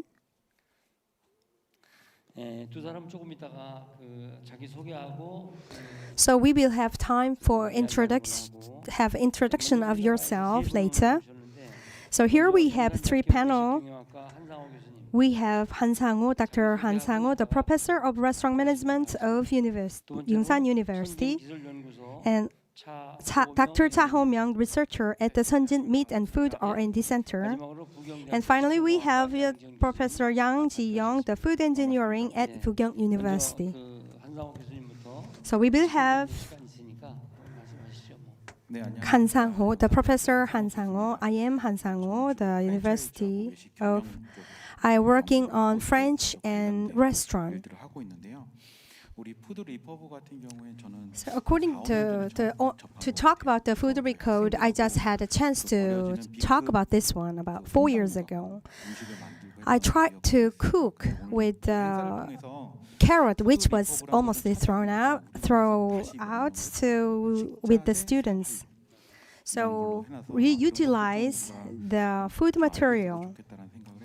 So it is a good idea to share this idea with the students. So as you see, we have enormous amount of trash, the food waste. But 1/3 can be eaten by us, but we just put them in the trash. So it must be more than $20 trillion.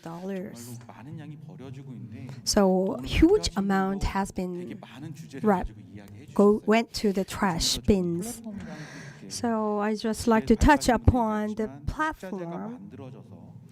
So when you manufacture the food material, it goes to our hands. So when you produce from the farm, it will go to the table first. So we just go directly to the table. And second one is processed and then on the table.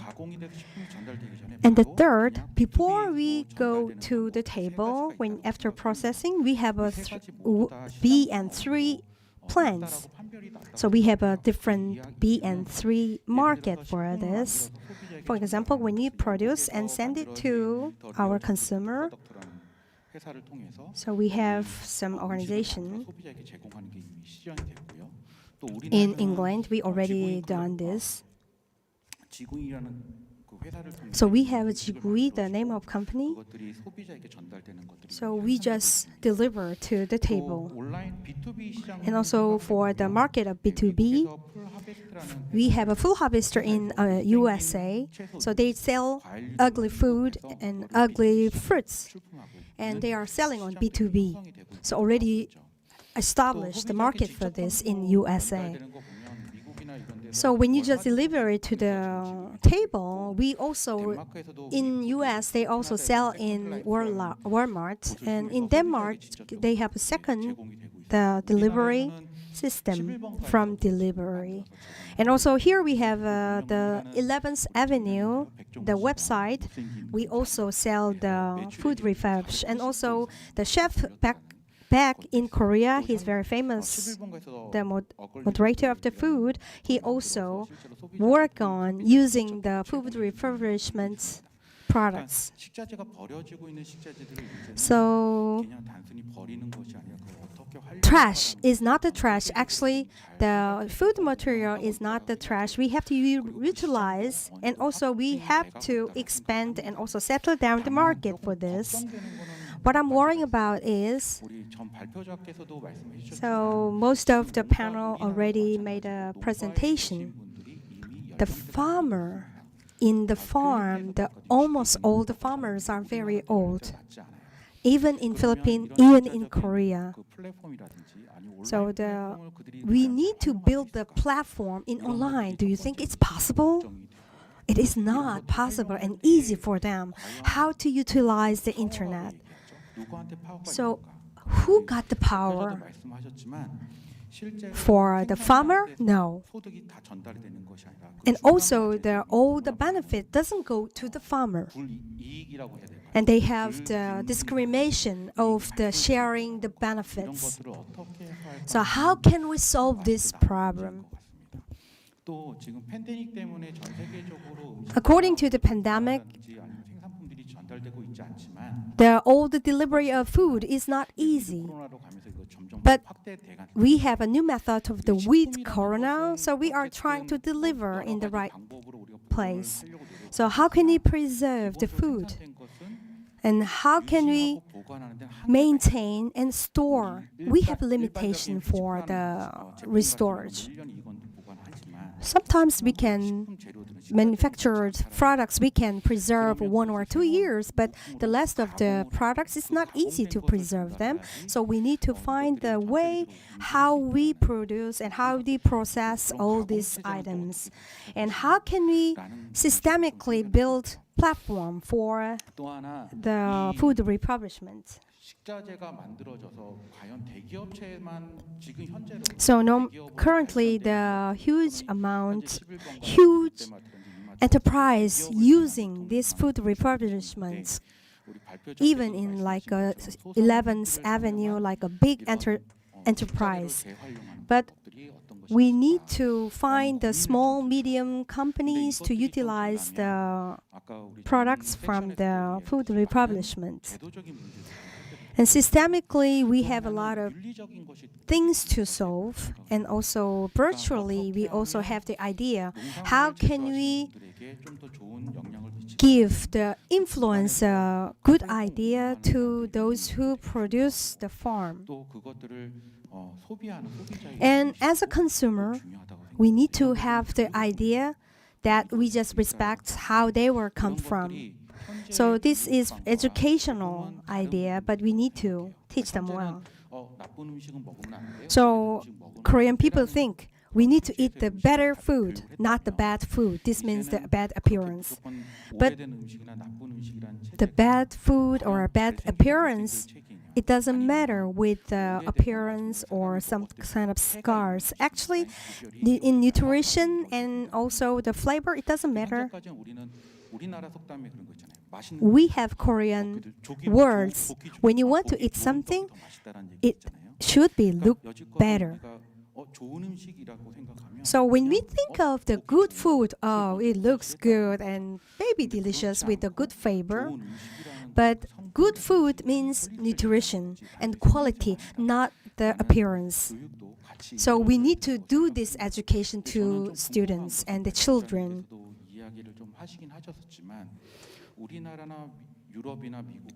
Korea, Europe, and USA, we have a lot of distribution system, and we are trying to expand our system.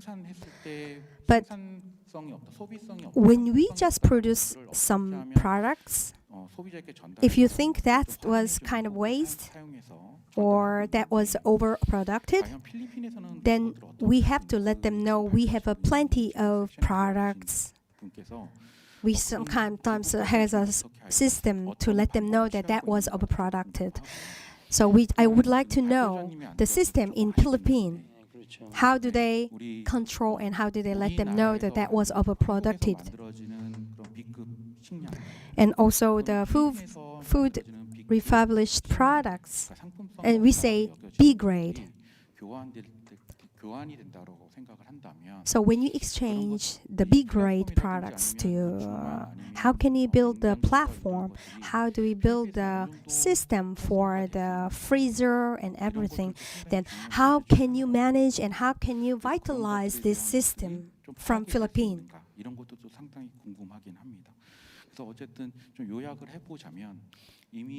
So as a summary, we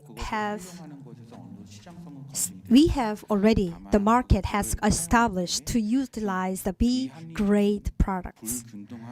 But we also have a discrimination and also unbalance on this market.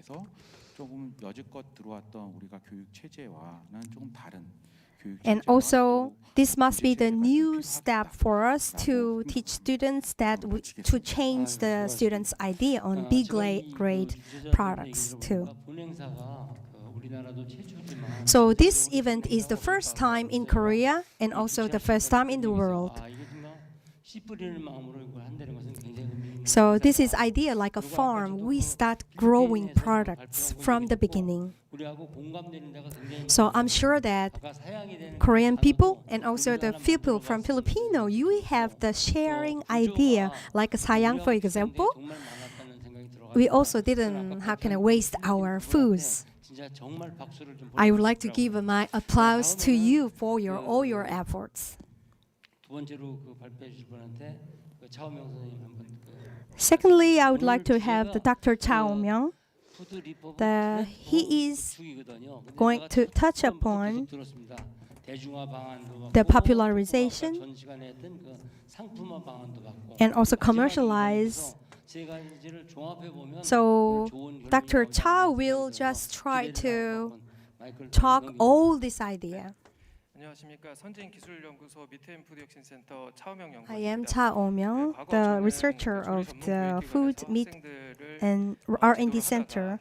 I used to be an educator, but I'm here as a researcher and institutor for the quality of food and meats.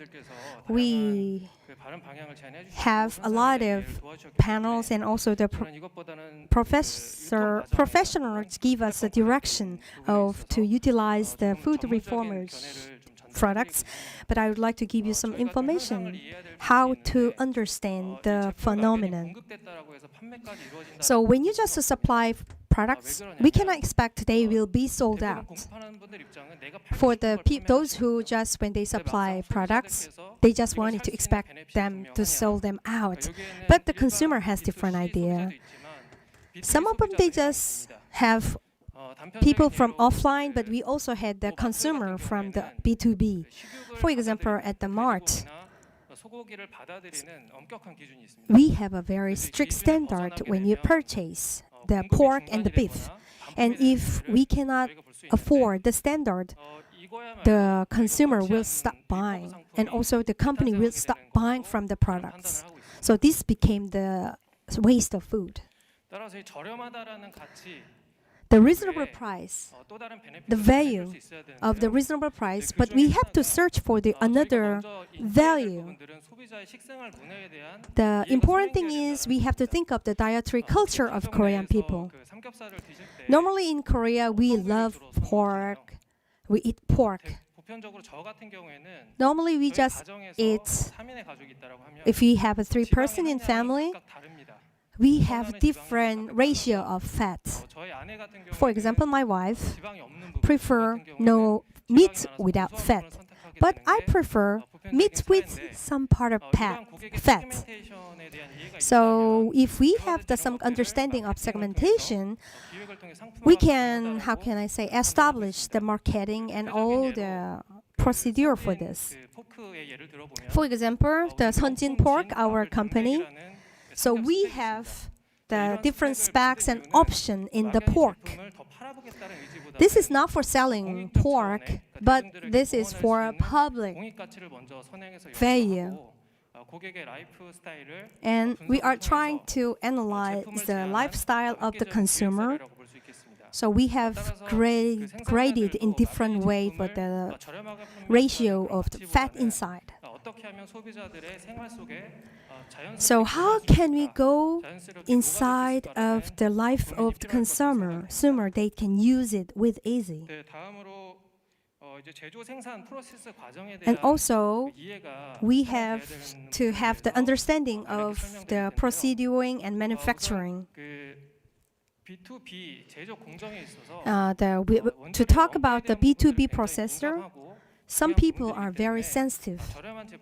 And people want to have the products in the lower price. That's the kind of benefits of the B2B business. 어떤 부분이냐면 예를 들어서 손상된 But if we have the damaged vegetables or of the vegetable which has a short preserved duration, we need to have to buy process.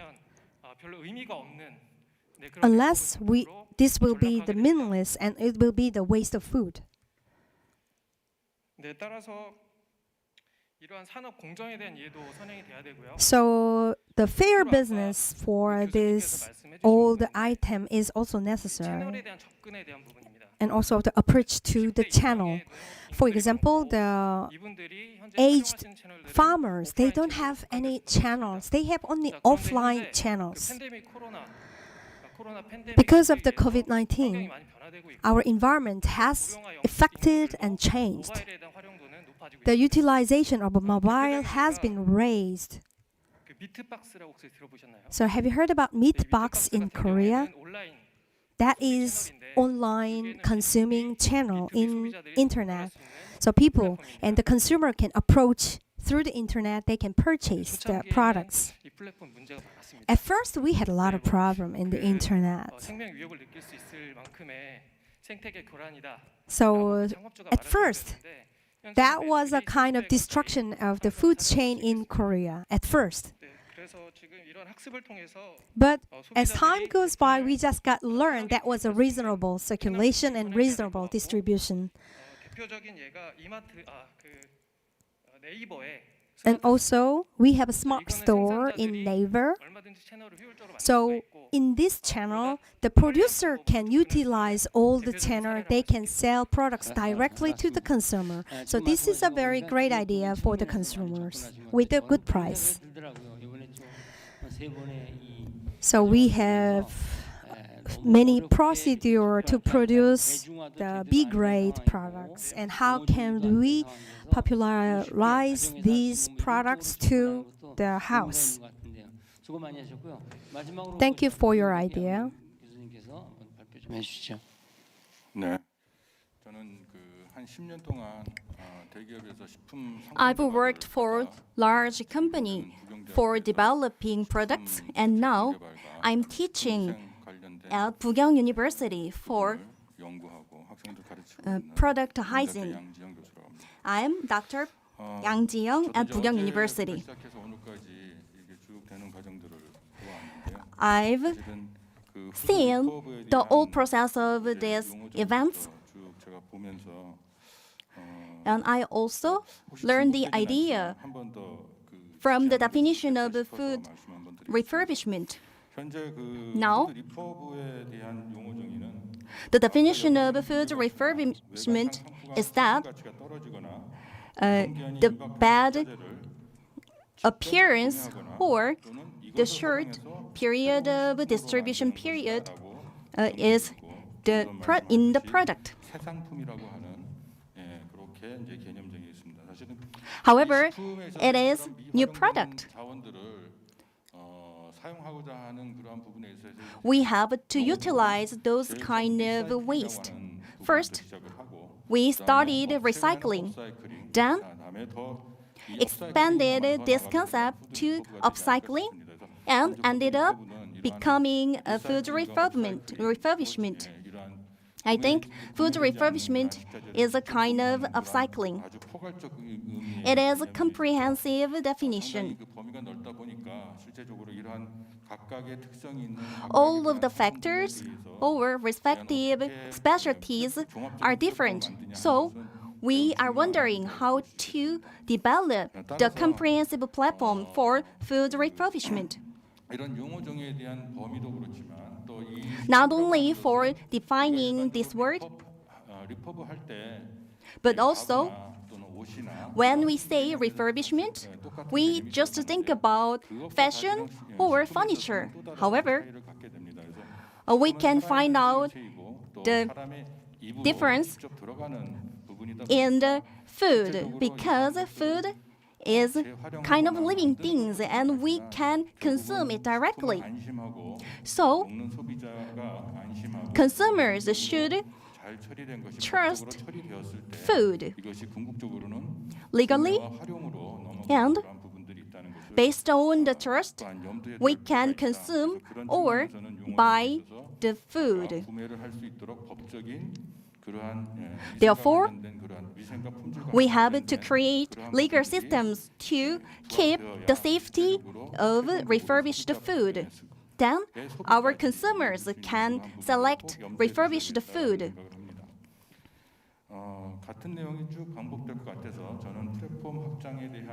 I'd like to give an insight for expanding the platform. First, as I said before, all of the presentations and other ideas are covering B grade or junk food. But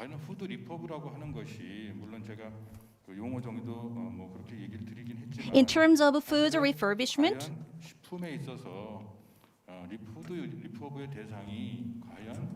is it only target for food with lower quality? However, we can change our idea. All of the foods are not target for food refurbishment, but for produce. It doesn't need to be in the same shape. We should follow the society trend. So, if vegetables look ugly, we can commercialize them because its flavor or quality are not affected. The consumers should change their awareness. We can refer to the local market in the US, or we can benchmark the local produce festival, such as Pumpkin Festival.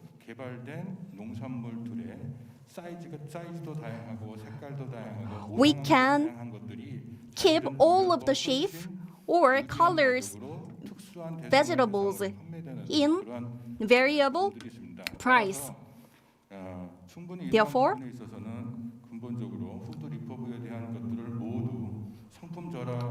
we don't have to undervalue the food refurbishment. Second,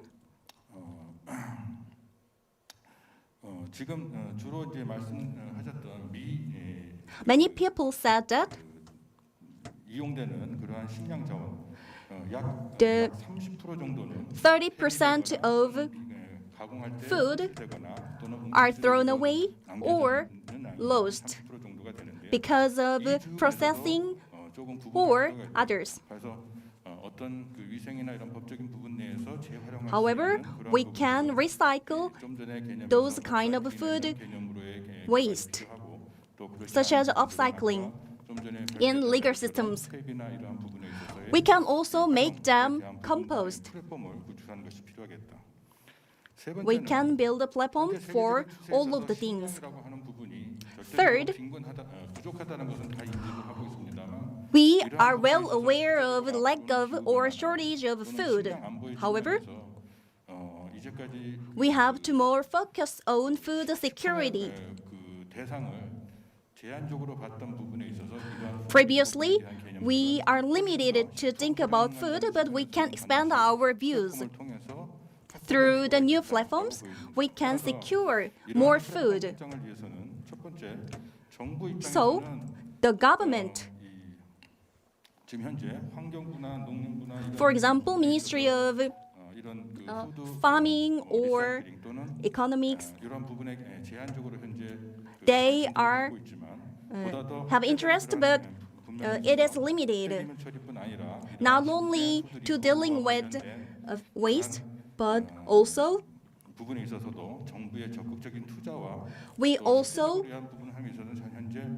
the government should invest or support those systems 조사나 이런 것들이 많이 비슷하기 때문에 그러한 조사도 We have to study about it by the government or make new associations. Second, 산학연 관계에 있어서 the collaboration among academia, government, and industry. 거기에는 유통 단계 또 The process of distribution or store or others.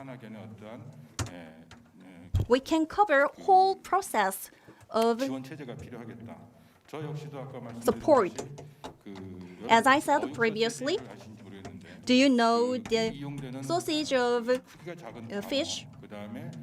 The small size of fish or not preferable part of fish can be used to create fish cake. All of these examples show that we use not that good part of fish are used. Lastly, the consumer started to get educated about food refurbishment and new products using refurbished food. Also, these events will be more helpful to change consumer awareness. Thank you. So thank you very much for your informative idea. You just prepared a lot of things for us. So as I can tell you, building the platform is not a big step. We start from the small step, from the school and also from the place that we are, like a family. So this action, your activity is very important to start the new business industry for food refurbishment.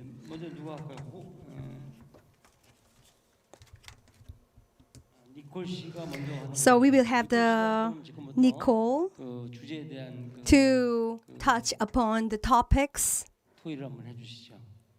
So please, Nicole, let's have. Hello, good afternoon, everyone.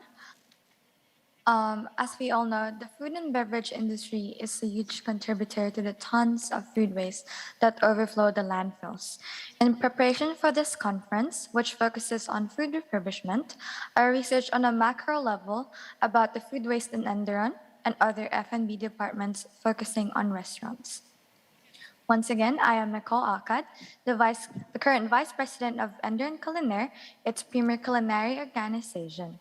Our purpose is to foster the skills and learn the latest trends on different culinary cuisines, with the goal of exposing our members to real-world skills, while also encouraging a deeper appreciation in gastronomy. I spearheaded several events in the college, which included webinars involving distinguished international and local chefs, as well as famous culinary figures in the Philippines, like Chef Valerie and Chef Christina from UK, as well as Chef Donovan from Australia. Moving on, a study conducted by the Food Waste Reduction Alliance found that 84.3% unused food in restaurants ends up as waste. Not only is this a problem for the environment and for the people that could benefit from safe-to-eat surplus food, but this food waste issue means billions are lost in profits for restaurants and culinary schools. This is a devastating number when you consider the number of people going hungry each day. Yes, it is a major environmental problem. Food waste makes up about 22% of solid waste in landfills.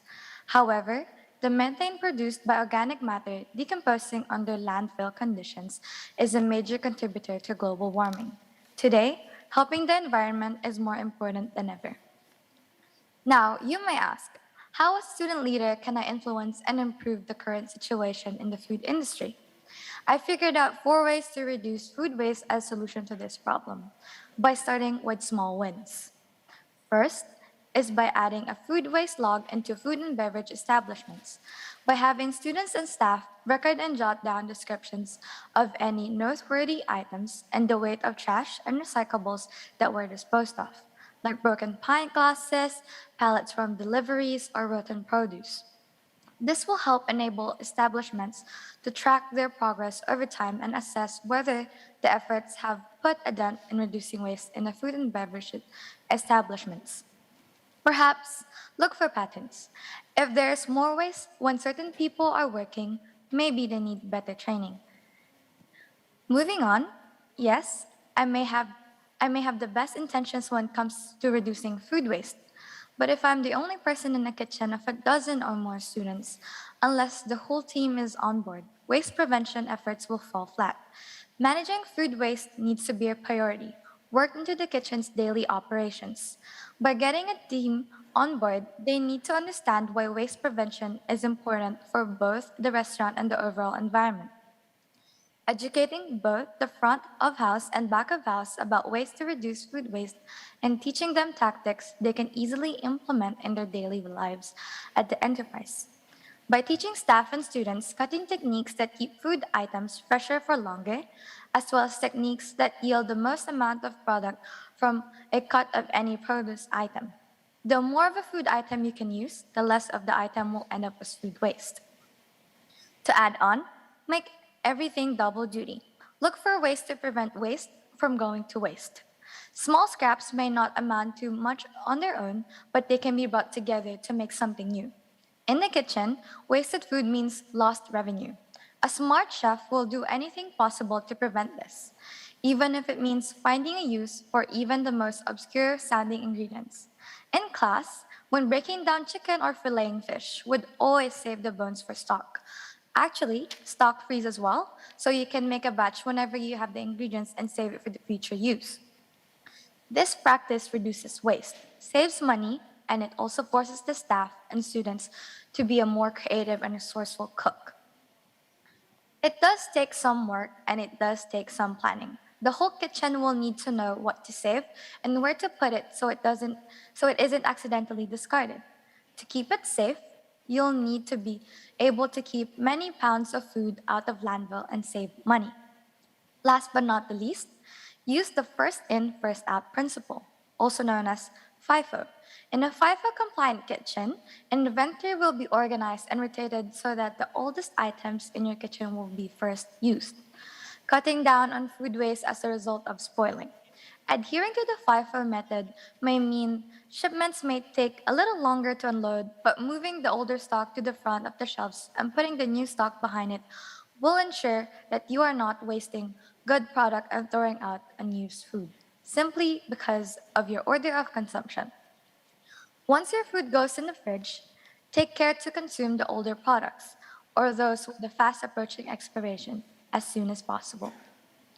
Small changes really can make a big difference. Implementing ways to reduce food waste in the food industry will amount to a big change in how much waste your restaurant produces by year's end, and hopefully a significant boost to your bottom line. A lesson I learned along the way was how to reduce waste in the creation of food, to make sure that all ingredients can be used in one more than dish. Addressing food waste in schools and even food beverage establishments can help improve profitability and reduce the impact on the environment. As the food waste decreases, the F&B department's profitability increases. It will take some time shifting the kitchen and food and beverage culture to match the demands of tomorrow's customers. This is an excellent opportunity to educate ourselves, engage with our team, and find ways to reimagine what the future sustainable food and beverage industry would look like. Once again, I am Nicole Akad, the Vice President of Ender and Culinaire, and I am very grateful to be here and for having me and the opportunity to talk about food refurbishment. Have a wonderful day.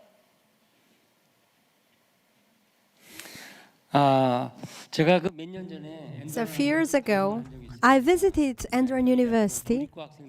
So I met students of the culinary arts. They just show us how to cook. And I also met the chancellor of the university. I'm sure that the students and the university will influence to the society. And I will try from my school too. And also, we have been talking about the commercialized products. So I would like to have your idea, Mr. Jose, to build the platform. Hi, good afternoon, everybody. First, I would like to commend Nicole for giving us an idea, right, of how we could work on building a platform in a more controlled and a smaller environment. So just allow me to pull out some of my notes here before I proceed. So in order for me to discuss the point of establishing a platform for food refurbishment, I'm going to be coming in from an angle of being a professional and a consultant. So for many years, apart from being a culinary instructor, I also acted as a consultant for many food and beverage outlets and some hotels and resorts as well. And of course, part of my job was to be able to examine, evaluate the process that they had, see the different loose ends that existed, and find a way to tie those loose ends and also optimize the profitability of their operation. So I'm going to tackle this from a very macro perspective. And with regards to establishing any sort of system or process, one must first be able to pose certain questions that are meant to somewhat guide you in your pursuit of establishing that particular goal. So what are these questions? I'm not going to be providing any answers for that matter. Similar to my talk earlier, I will just be asking questions because, again, the answers to these questions will be determined by the type of project that is going to be implemented and executed. So the questions can be categorized into 5, and they're very basic and fundamental in nature. They have to answer the questions of who, why, where, what, and how. So, to start off, what? The intention of asking the question what is meant to identify the product and the procedure that is to be executed. So, to dive a bit deeper, we must ask ourselves, what is the product? What is the issue, concern, or demand that it is addressing? What procedure will be implemented?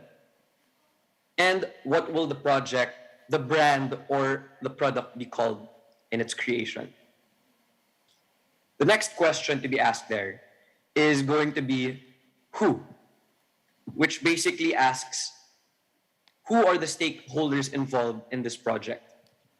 So the gentleman earlier briefly discussed how different entities and individuals coming from different parts of the country or the world would be involved in developing the project depending on its purpose. So again, to delve a bit deeper, who will be involved? Within the project, who is going to be part of the supply chain? From the opposite side of the spectrum, who is the market? With regards to the back end, who are the benefactors?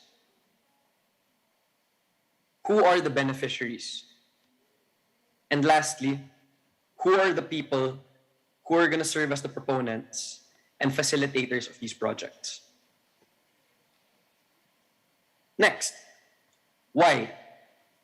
The question why is answered by determining the type of system that will be put in place.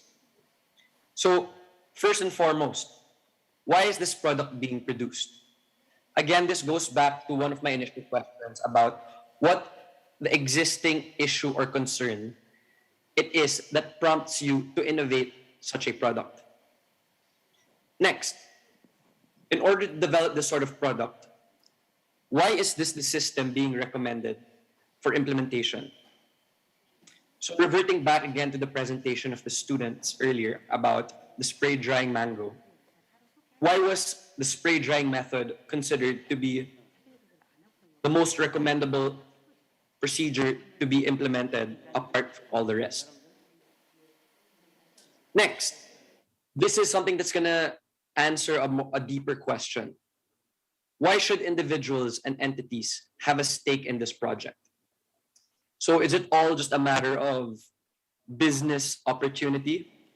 Is it a matter of national concern? Is it a matter of establishing bilateral relations with other entities and countries? Next, where? The question where is answered by determining the various venues that will be used in implementing the project. Where will the operations take place? Where will the different functions of the business take place? Where will the products be dispatched from? And where will the products be dispatched to? So with regards to the venue, of course, this will determine the regulations and compliances that businesses or operators have to work within. On top of that, it will also determine the amount of operational and logistical requirements that will be needed in order to roll out these projects. As you know, as one product travels from one country to another, whoever the distributor is must first and foremost comply with the national regulations of where the products are produced in. And secondary would be to also comply on the list of regulations and compliances set by the destination of choice. And the last, and I believe the most important question, is how. So with the question how, it basically delves a bit deeper of how all these things are meant to be implemented. How are we going to reach out to the different stakeholders who will be involved? How are we going to find the resources in order for us to create and manufacture these products? How are we going to take advantage of these resources that are being given to us? How are we going to determine which areas or venues we will be working from? And how will we also discover the different destinations that these products can go to? And of course, lastly, how are we going to execute the plan? One of the gentlemen from the panel asked earlier about how the situation is in the Philippines. And to give you a very brief answer to that question, although the Philippines was considered to be very strong on the agricultural sector many decades ago, as I mentioned earlier in my talk, a lot of our economy has been dependent on world trade. So unfortunately, the regulations that exist are more focused on the entry and exit of goods. Unfortunately, since this is the situation, as mentioned earlier by Colleen in her talk, there is a lot of light that we believe needs to be shed to our agricultural sector. It was also mentioned by Chef Leticia in her talk that normally farmers are the poorest segment of our society.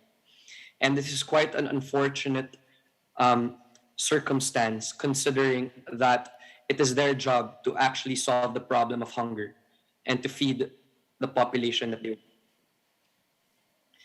So with that, I would just like to end by, again, thanking the organizers for inviting us to this conference.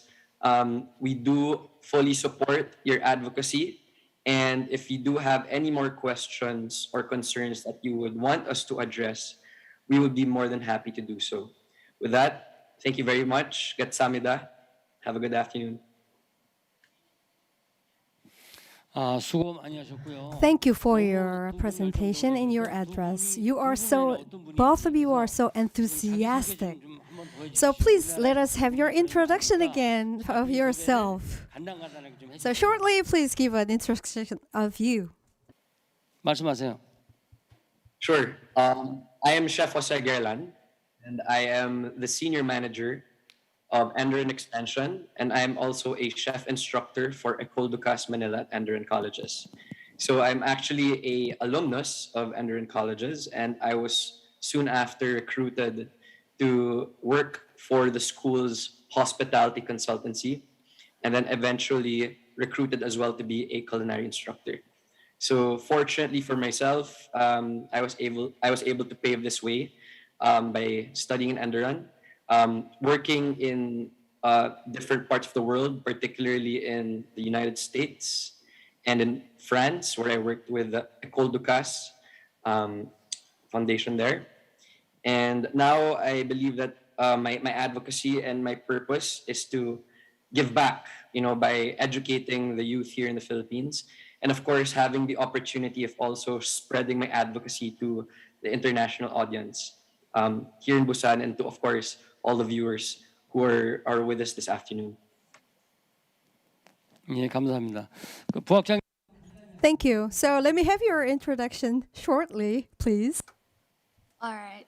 Hi, everyone. Again, I am Nicole Akad. As I said, I'm the current Vice President of Culinary, the organization of the culinary arts in Enderan. Not much as Chef Jose.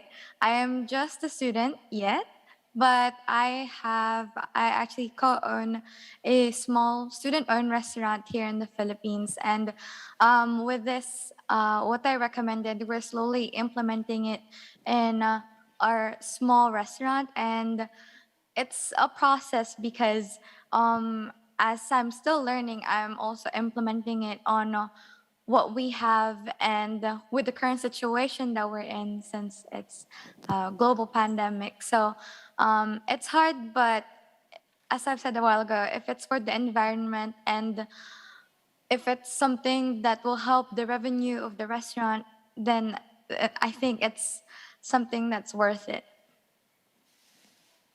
Thank you. 알았습니다.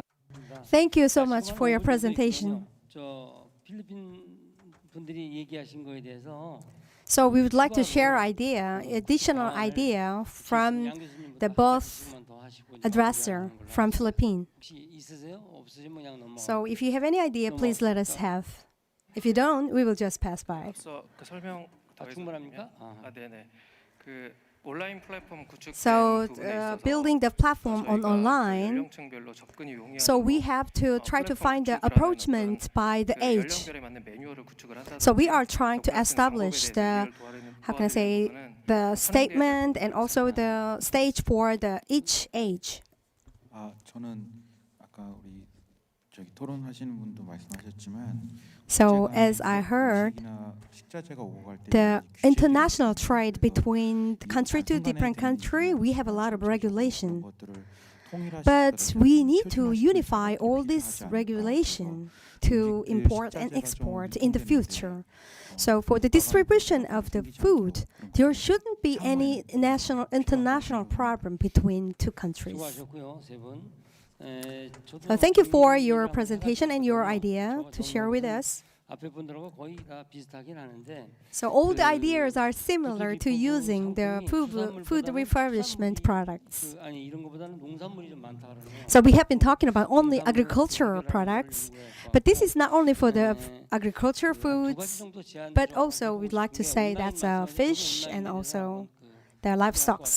So we need to have some kind of talks and conversation on online and offline, and also the B2B businesses online and also offline.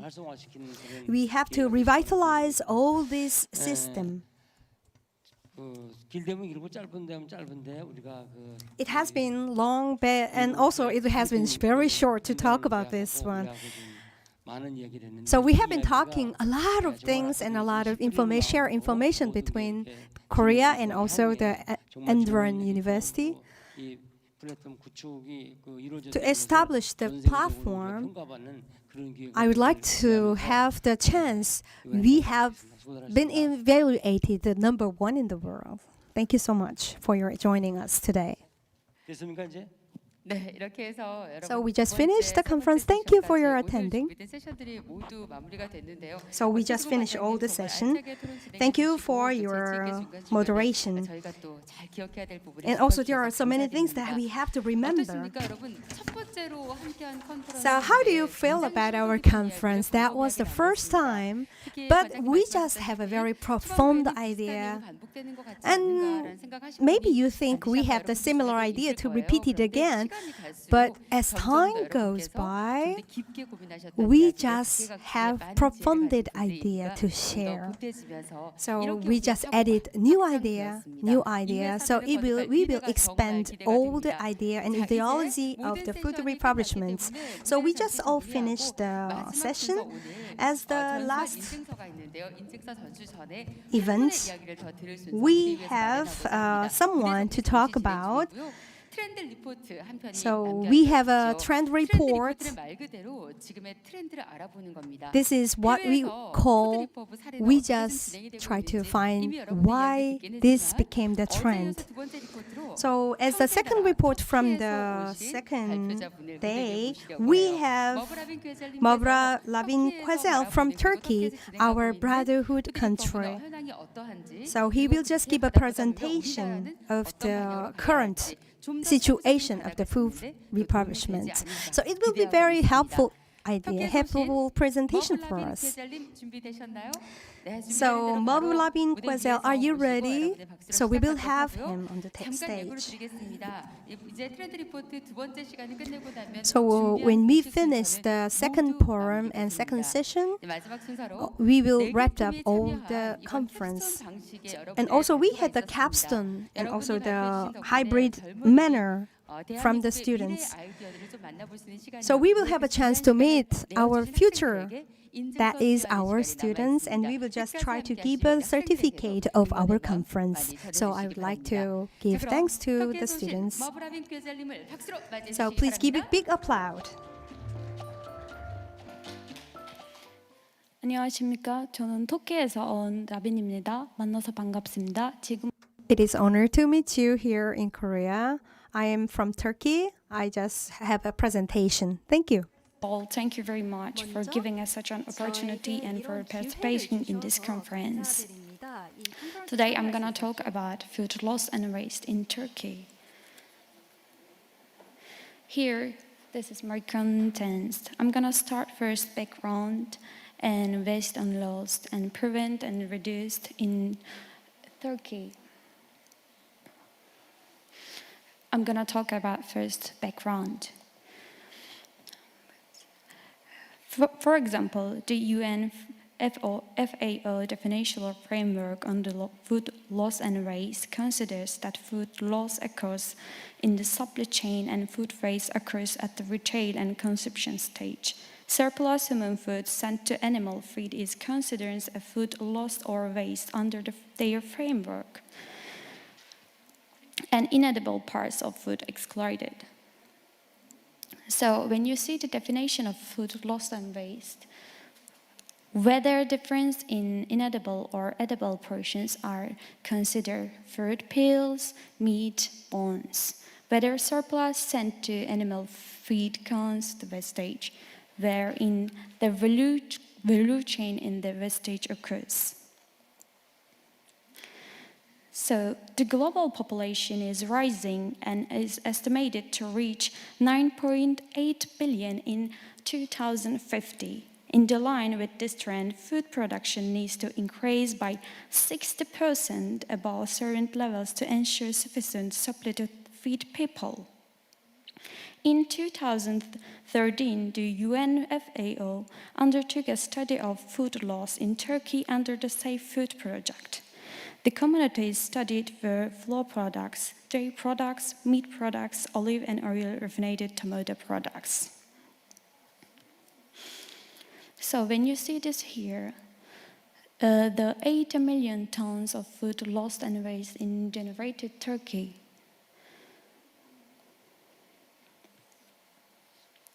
The success of national strategy depends on the cooperation of the public sector, industry, consumers, academia, and non-governmental organizations. The strategy has adopted the approach shown below. In the light of About Turkey, in cooperation with all countries and relevant stakeholders, aims to intensify efforts at regional, national, and international levels to reduce and prevent food loss and waste. The most important objective of the national strategy document is to ensure that action is taken to prevent loss and waste through the adoption to concrete solution drawing on the advice of concerned stakeholders and local perspectives. So, what is the waste and loss in Turkey?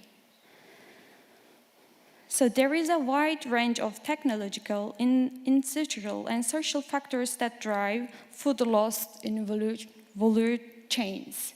So from production to consumption, there is a reason why the food wasting in Turkey. Food loss occurs along the entire food value chain, but the balance of where most food loss arises is influenced by the social and economic context. In the low-income economies, the level of post-harvest and supply chain technology is more rudimentary. In these countries, post-harvest losses are more significant and relatively little wasted at the consumer stage. So when you see here, you can see why the food chains are changing in Europe and industrial Asia, North Africa, West and Central Asia, Latin America, and especially South and Southeast Asia.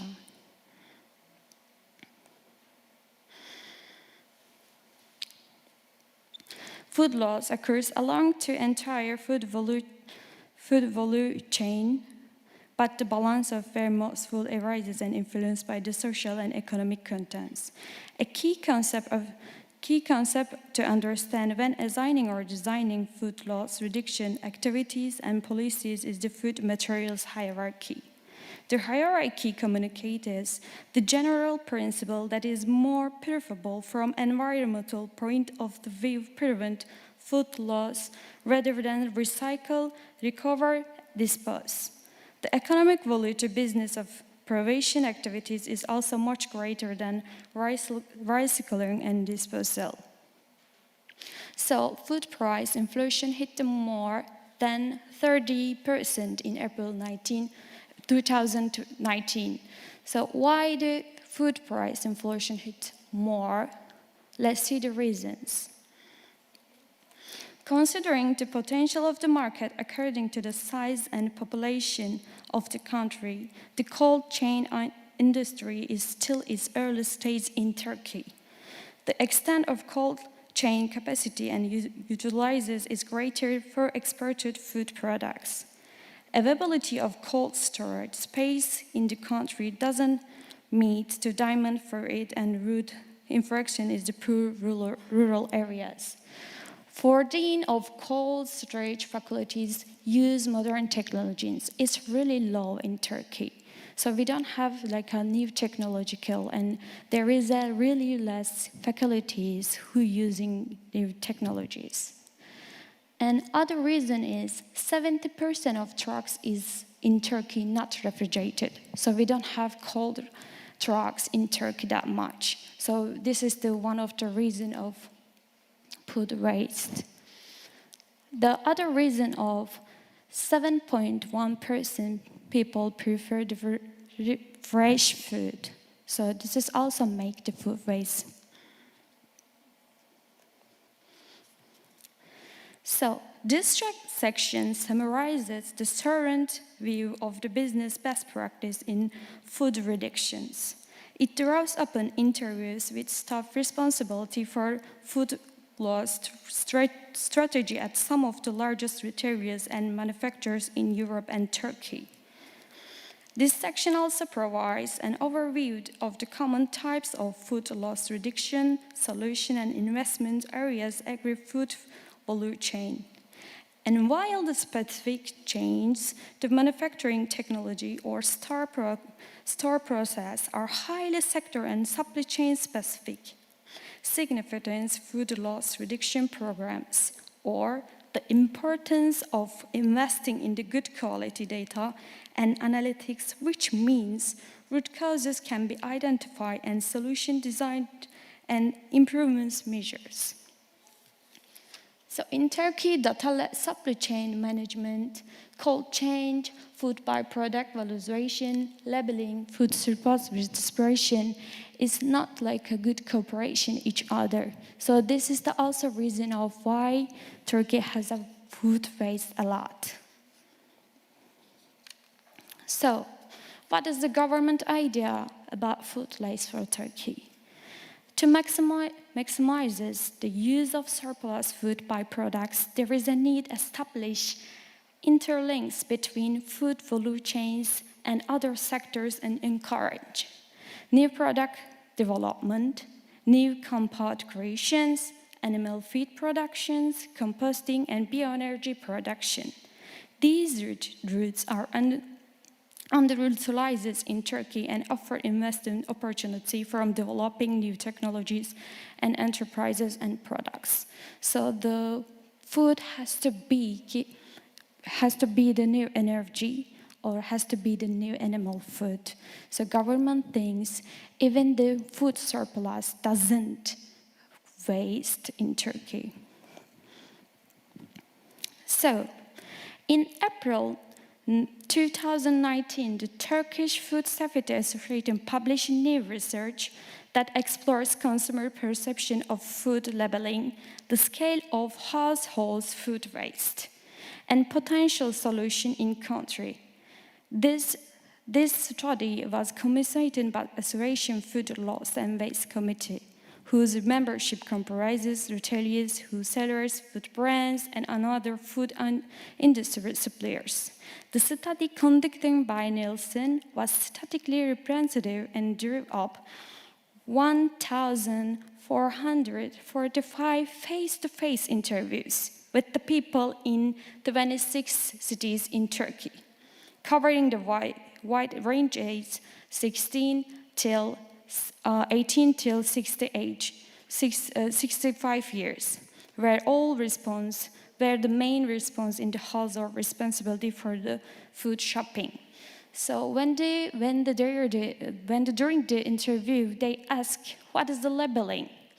So the vast majority of consumers read products label.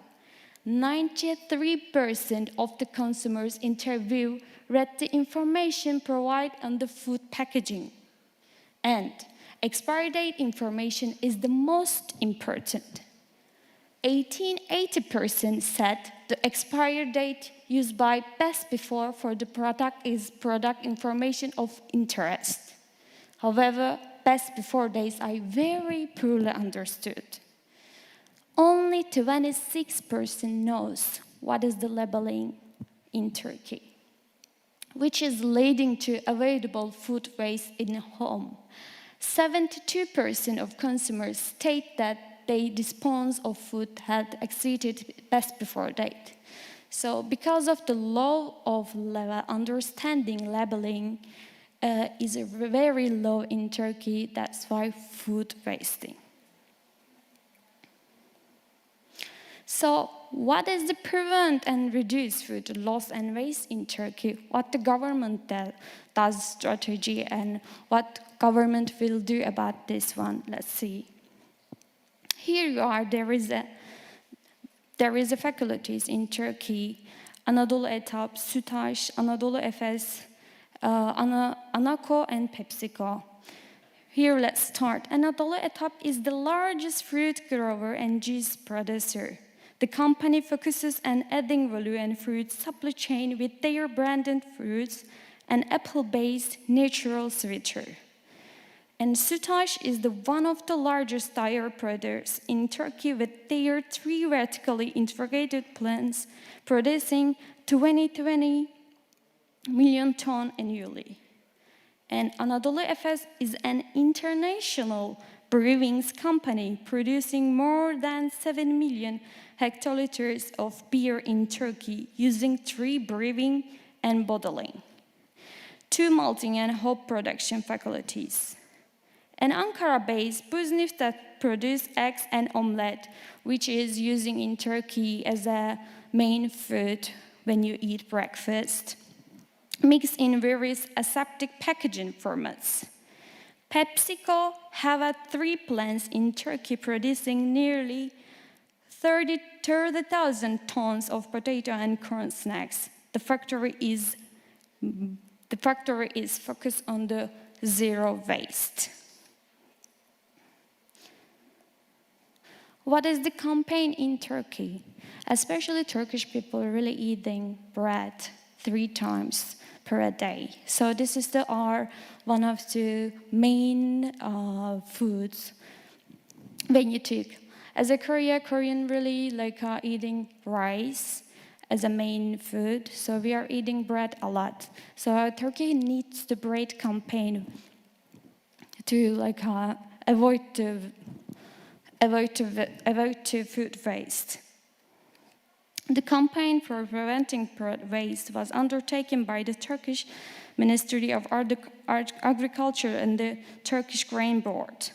The wide-ranging year-long campaign resulted in the 18% reduction in the bread waste in consumer households. So what is the government strategy for the food and waste? The first, food waste has been the subject of major public communication campaigns in the country.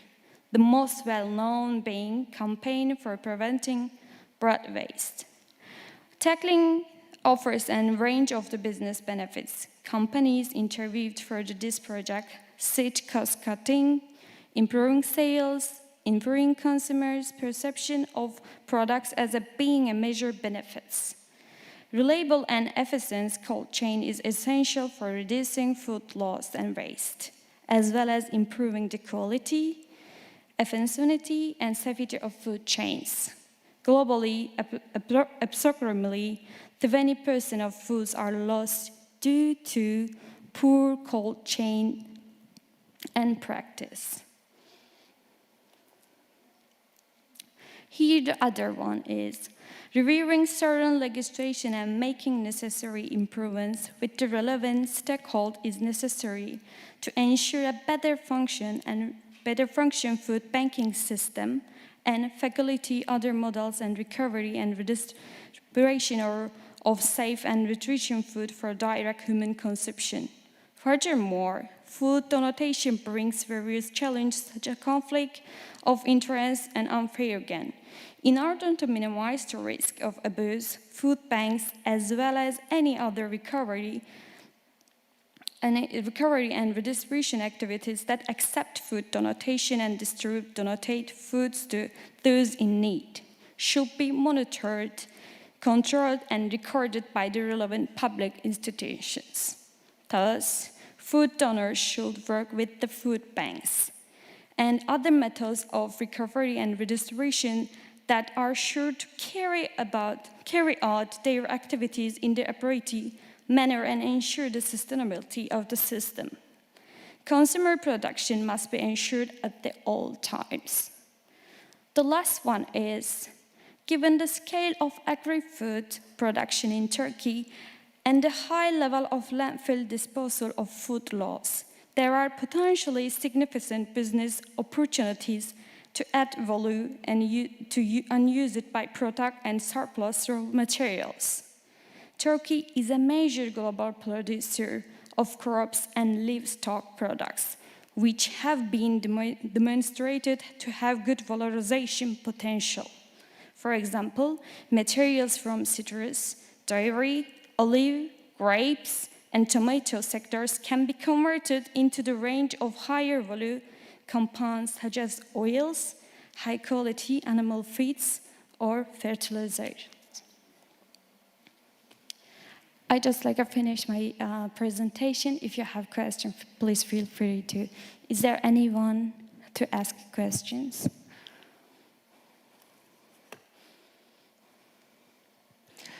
네, 아마 명쾌하게 설명을 잘 해주셨. So she just gave us the clear information. 지금 이건 좀 여쭤보고 싶다. I would like to, if you have any question to know about from her presentation, please raise your hand.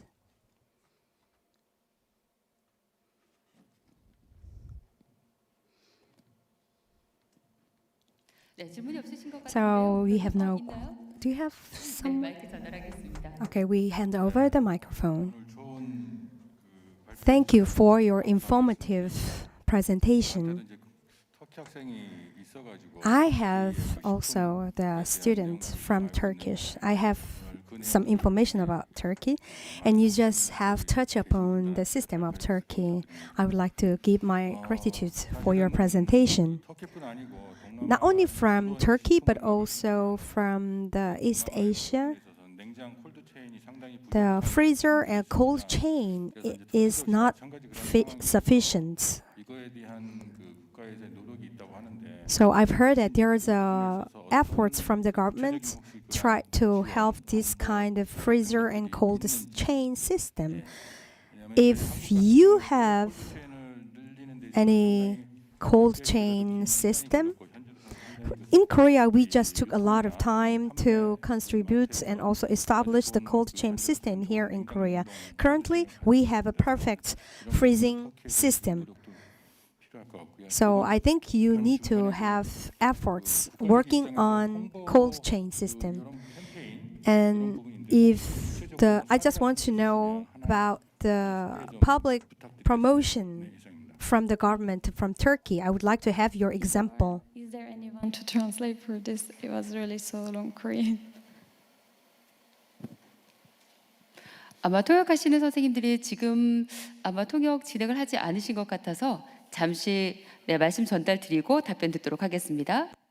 The first of all, how the Turkish government, make cold chain? What about the effort from Turkish government to build cold chain? Also, do you have any campaigns not only for bread? 이후에 저희가 또 영산대학교의 참여자 세 분을 모셔서 인증서 전달을 드리기로 약속을 했는데요. 이런 인증서 전달에 사실 그 1차적인 의미가 있는 것 같아요. 앞으로도 학생들을 비롯해서 많은 분야에서 이런 사례들이 나오지 않을까 싶은데 터키의 사례 한번 들어볼게요. 네, I'm gonna respond about it. So normally the only Turkish brands doesn't have any like a connection and cooperation with the other international one. Just only we have the faculties, international faculties has a cooperation with the international food to avoid the international food waste. So normally the Turkey also has a problem about the food waste and trying to like getting help about the other international countries, especially from Europe, to avoid food waste. So Turkish also has to need to improve their understanding of food waste, even though that one is really low understanding in Turkey. So only I can say like when I mention about the Anadolu Etap, Sütaş, Anadolu Efes, and Ankara Base and PepsiCo has an international cooperation to avoid food waste. The only companies in Turkey, this one. Thank you. Thank you for your question. 네, 고맙습니다. 다양한 기업의 예를 보여주신 것이 저희가 굉장히 흥미로웠기에 또 다른 구체적인 사례가 궁금했는데요. 터키도 저희보다 조금 앞서가지만 함께 만들어 나가고 있는 과정인 것 같습니다. 여러분 발표에 큰 박수 한번 부탁드리겠습니다. 수고 많이 하셨습니다. 감사합니다. 자, 이렇게 해서 아직은 좀 생소한 주제일 So that was the brand new and not familiar topic for us, the food refurbishment. But we just shared the expert insight. That was the first Busan International Food Refurbishment Conference. So we will try to wrap it up. So we are trying to give the certificate for the participant students for this competition. So we had 4 students. So we will give the certification to the students. We have Woo Jun-seok and Kang Ju-hyang. Please come up to the stage. 그리고 인증서를 전달해 주실 JSB 투어 엠페스의 Kim Kwang-min, the president of JSB Mice and Tour. He just gave the certificate to the students. JSB 투어 마이스 김광민 대표님께서 수여자시고요. 두 분이 He is the donor of the certificate, and the 2 students will receive the certificate. This certificate is the award to the participants for your contribution to Busan International Food Refurb Conference. 더 깊은 아이디어로 함께 해주시기 I wish 바랍니다. we have the more further 바랍니다. and profound information and 앞으로 idea. 나와주세요. So please 인증서, step 강조형 forward. 내용은 같습니다. The 지금 same 하겠습니다. as previous. 자, 함께 사진 촬영하도록 하겠습니다. So we will have the photo 인증서 한번 session. 펼쳐볼까요? So please open the 이번에 certificate. 유튜브에서 내용이 계속 공개되어 있습니다. 많은 관심을 가지고 So you can see this conference 홈페이지에도 available 자료들이 on 계속 업데이트 YouTube, 되니까 and also we are 여러분께서 trying to 관심을 upload 가져주는 the 만큼 materials on the web. 푸드 산업도 발전하고 And I hope 사이클링도 발전하고 the development of 모든 the 분들이 food 성장하게 됩니다. refurbishment and 푸드 also 리폼은 산업의 industry 성장은 businesses 환경을 together. 지키는 And 가장 also 쉬운 we are 방법이 here to 아닐까 protect 싶은데요. 여러분 the 모두 environment 궁금하시다면 and 앞으로 our 더 뜨거운 nature. 관심으로 보이는 I would 이벤트에 like to have your 뵙겠습니다. affection 자, and also 이것으로 your 부산 love and 푸드 interest 리폼 for the 컨퍼런스 food 모두 refurb. 마치겠습니다. 저는 김민희였고요. I am 끝까지 Kim 함께해 주신 Min-hee. 여러분 Thank you 거듭 for your 감사드립니다. joining us.